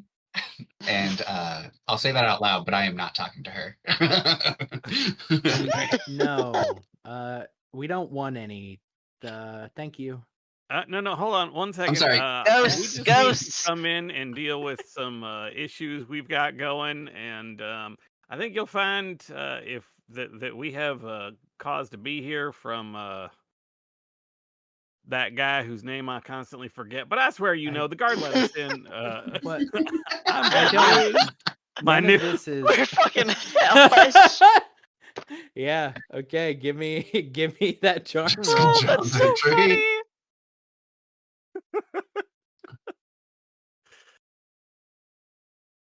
Hey, I Okay. picked 2. You know what? We're recognized. We certainly are going to be remembered, but we find what we want and something important. So on a 7 to 9, pick 2. Okay. You find something else that's important. I think finding what you want, right? You're looking for a cold spot to try to do that again, right? Yep. We are also looking just to get in here. Yeah. Getting in would be good. She is incredibly bewildered as she is kind of just continuing to try to get your attention to like talk to you. You're like, no, yeah. Just like, gift of gabbing your way past like filibuster. If I just keep moving and keep talking. You look around and immediately, like, as you're looking around, you start walking the perimeter, right? And there's a space over by the fireplace that the fireplace is not currently on, but it is abnormally cold there. So that's what you're looking for, right? This thing.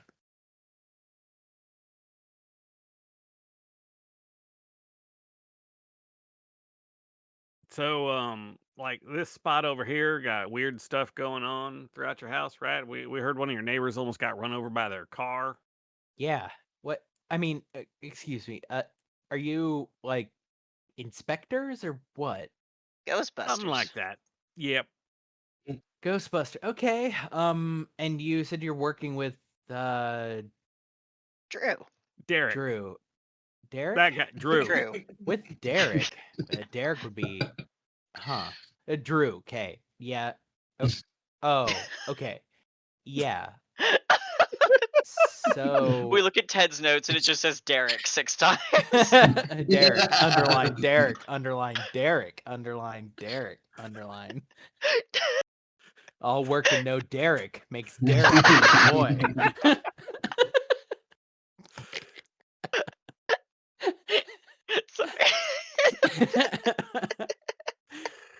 She's like, yeah, my name's Mary, by the way. Like, who are, you know what? What do you need to do? Did you find it? You're looking at the fireplace. Yep. Is there a cold spot over there?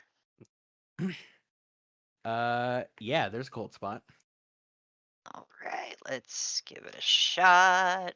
Pull out my bell. Before Harlow does that, 2 things. One, I want to jinx Harlow. I know it can go well. It just sounds like it's gonna be mean. Yeah, no. I mean, it could be mean. I mean, the first time you did it to me, it was mean. Okay, so you get 2, and so you trip over a root. Yeah, right. Damn. This one is a +1. There you go. And then Damn. the other was I asked if the spirit remembered me. Yeah, you asked if it remembered you, and you get Yeah. back angry. You do a use magic.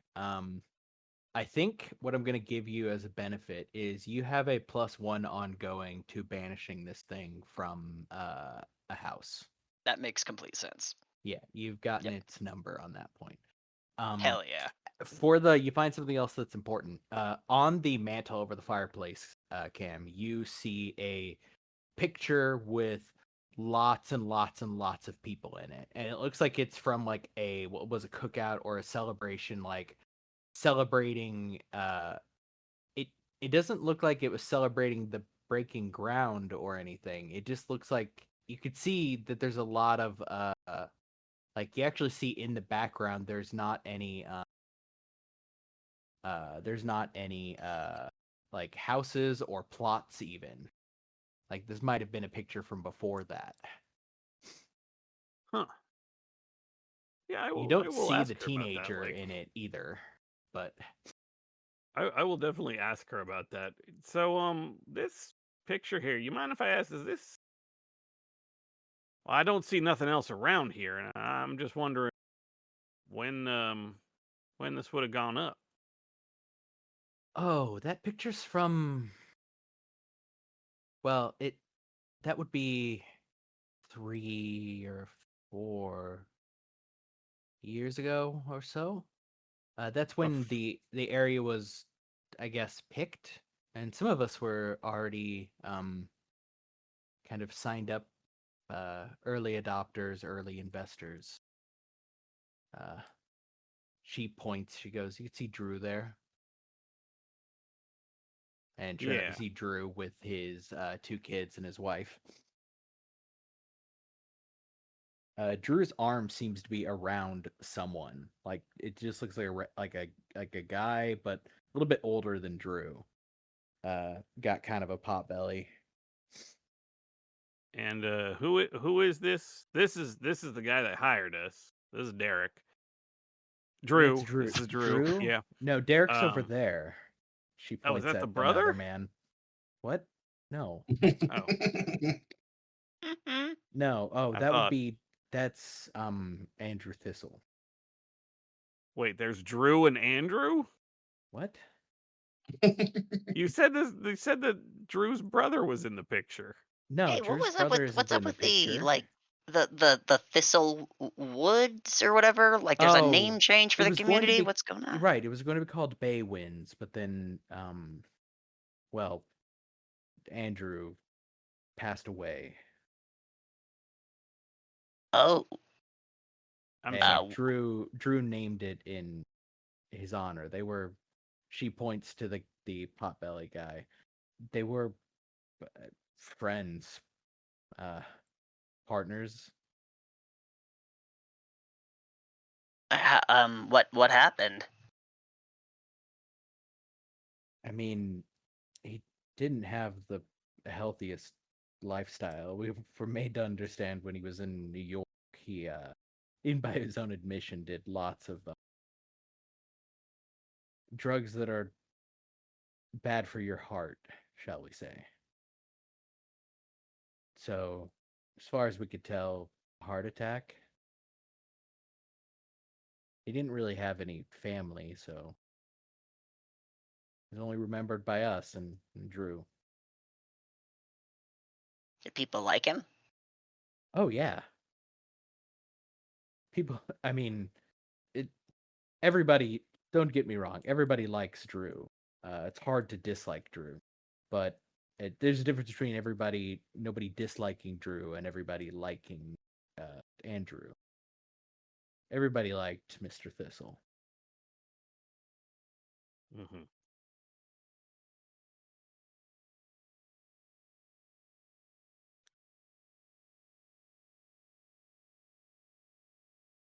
Is there anything else I can help you with?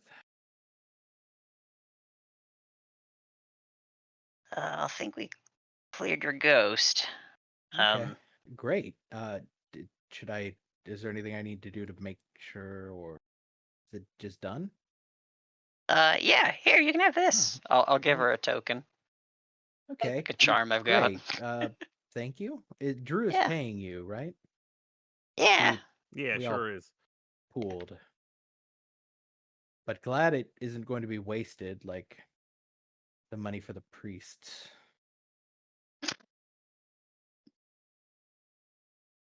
If it comes back, here's my number.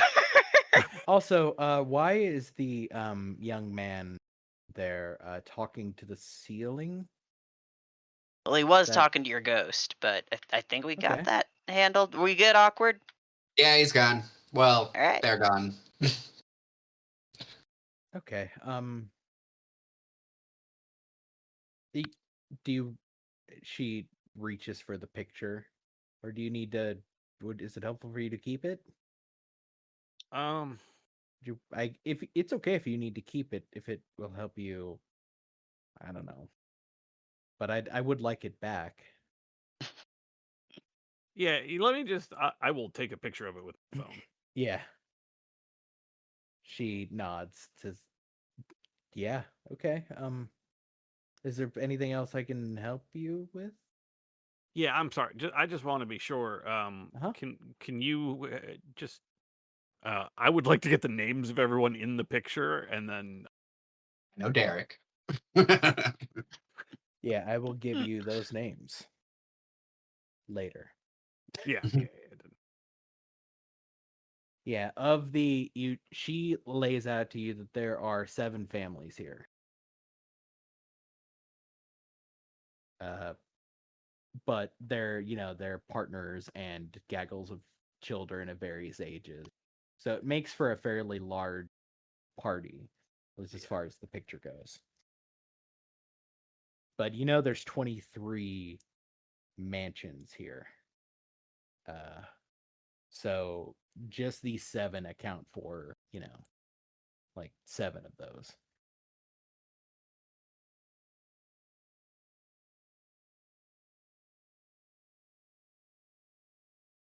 Do you all head out? Yeah. Yeah. Hey, before.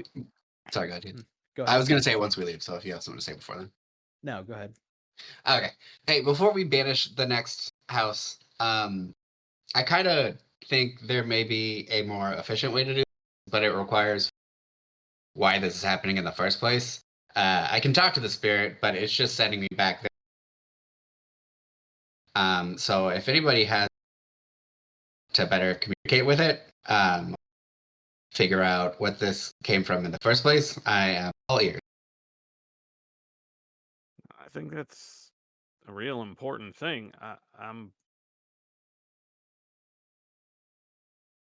still kind of confused. There should be something driving this, and there just kind of don't seem to be. Oh, I also forgot to share. It wants the destruction of Destruction of what? like everything. Like it just wants its community razed to the ground. Oh. Okay. Yeah, Harlow, sorry, important. I was distracted.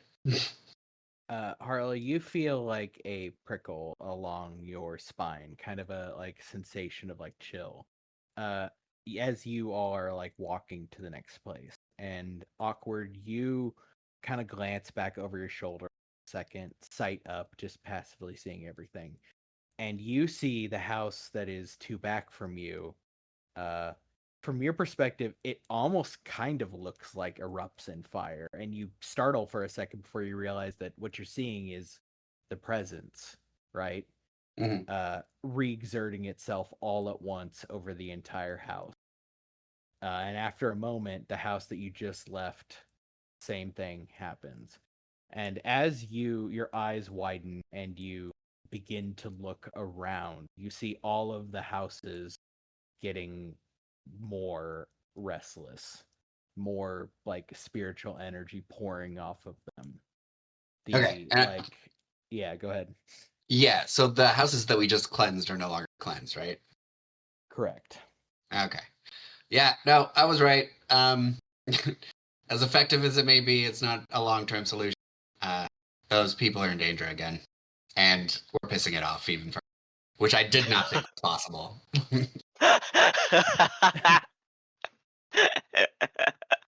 Yeah, that ain't good.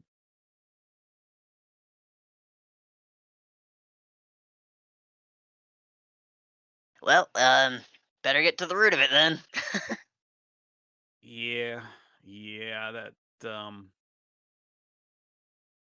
you think it's gonna have to do something with the and I will point to the picture on my phone. Oh yeah. Yeah, it's got to, right? I mean, Hey, it more could important. also be this name thing, like Thistle Downs, right? Thistle wins. I think we also may need to find a special house. I don't know if it's the house itself, people inside, but maybe we should focus our efforts. I should be more clear. In my dream, there was a house motivated to fight that particular.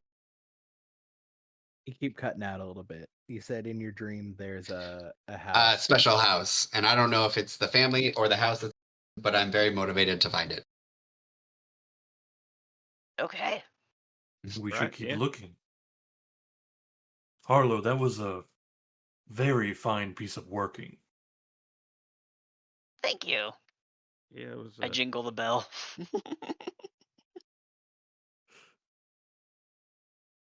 Awkward. You continuing to look, you see the house that you're walking towards, you catch it first. In the kind of aura of the place, right? This malevolent energy roaring off of it. It does begin to, you can't tell initially if it's your imagination or if it's real. It begins to look and move like you would, like fire, right? But fire that is burning from no source and has no, like, it's not attached to anything, right? It's just moving in that kind of consuming way where it's just moving from thing to thing, like writhing around. And you turn, look over your shoulder and see the two that you just left doing the same. And you move your head again to look at all of the ones that you could see, and all of them are beginning to do that same pattern, that same kind of roiling waves of flame, kind of malevolent energy pouring off of them. Hey, we've got movement. I don't know if that means it's actively like doing things or if it's just expressing its anger even more.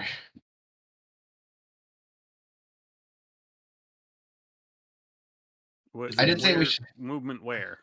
Everywhere. I did say we should focus on finding that one house, but we should go to the nearest house.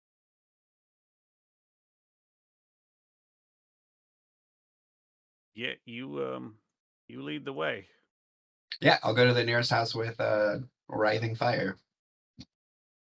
Okay. As you all turn and begin to walk with purpose to the next house in the row, the camera will pan up, still using that lens by which the audience was viewing it through backwards. And from above, we see all the houses, all dotted with the same malevolent force, all roiling, all filled with rage. And we eventually fade to credits, ending our session.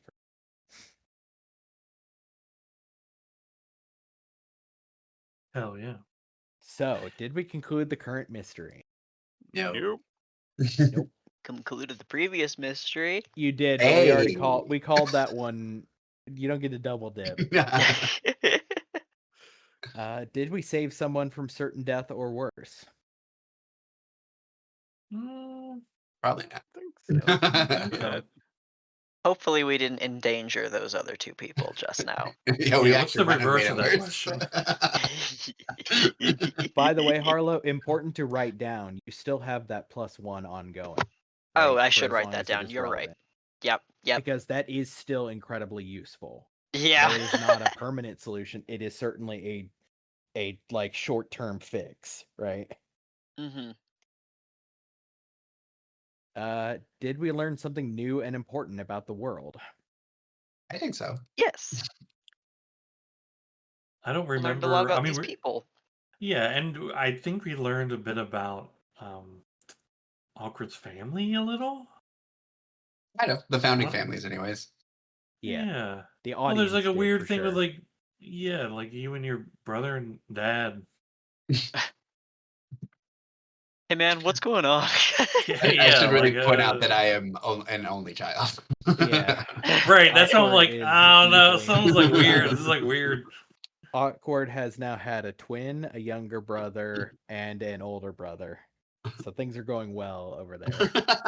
I'm sure it's nothing to worry about. Also, leading into 4. This is the first time new and important about one of the hunters. This is a decidedly more aggro encounter from Harlow's like vision, or not. Fuck, I did it again. What the fuck? Now it's in my brain from Awkward's vision, like premonition thing. This is the first time it's been couched not in the direct vision, but in a vision being curated by another else. part. Yeah. Mm-hmm. What that means, unclear, but it doesn't Yeah, seem less good. of a vision, more of a deliberate dream. Yeah. Also learned that fucking Awkward cannot leave. Definitively now. Yeah, Yeah. cannot leave. Trapped. It's funny that the rolls even. That was went with beautiful. Yeah, I couldn't have charted that any better. That was incredible. I'm so glad it failed. How much XP is that then? Just one. That is yeah. Well, hold on. It was only we learned something new and important about one of the hunters. So 1 XP. 1 XP. Yep. I needed one more. Fucking Jessica Jones entry. Yeah, Derek, whatever. Just rolling. So funny. Rolling straight past. Oh, It's a great. fun new exercise of a different way of me trying information to you, Cam. Because you are functionally very mundane compared to these other fucking weirdos. Yep. So you're So just, without and Jeff also here. it's gumshoe shit, right? It's seeing a thing and then being like, oh, this thing, and then me trying to like seed that in. I think it worked well though. I agree. I think it's like I said. I think it fits his feeling like, hey, I used to have a lot of pull that I don't have anymore, but You got I a lot can of still confidence. do this. You got I a lot know of my confidence. job. This will be fine. Yeah. You know, you're still who you are. You know? Yeah, you're still using all your same skills. You're still got it. yada yada. Yeah. Yada yada yada yada. Yeah. All right, I gotta get out of here, guys. Thanks for the Yeah. game. Yeah, Yeah. good night. I'm gonna go too. Yeah, good night everyone. Yeah, good Cam, night. I'll give you a full list. Yes. Yeah. Whatever. I don't have them written up, but they Oh might wait, hold on. actually- Before you log out, Craig, don't forget Craig. Okay, I gotta hit stop recording.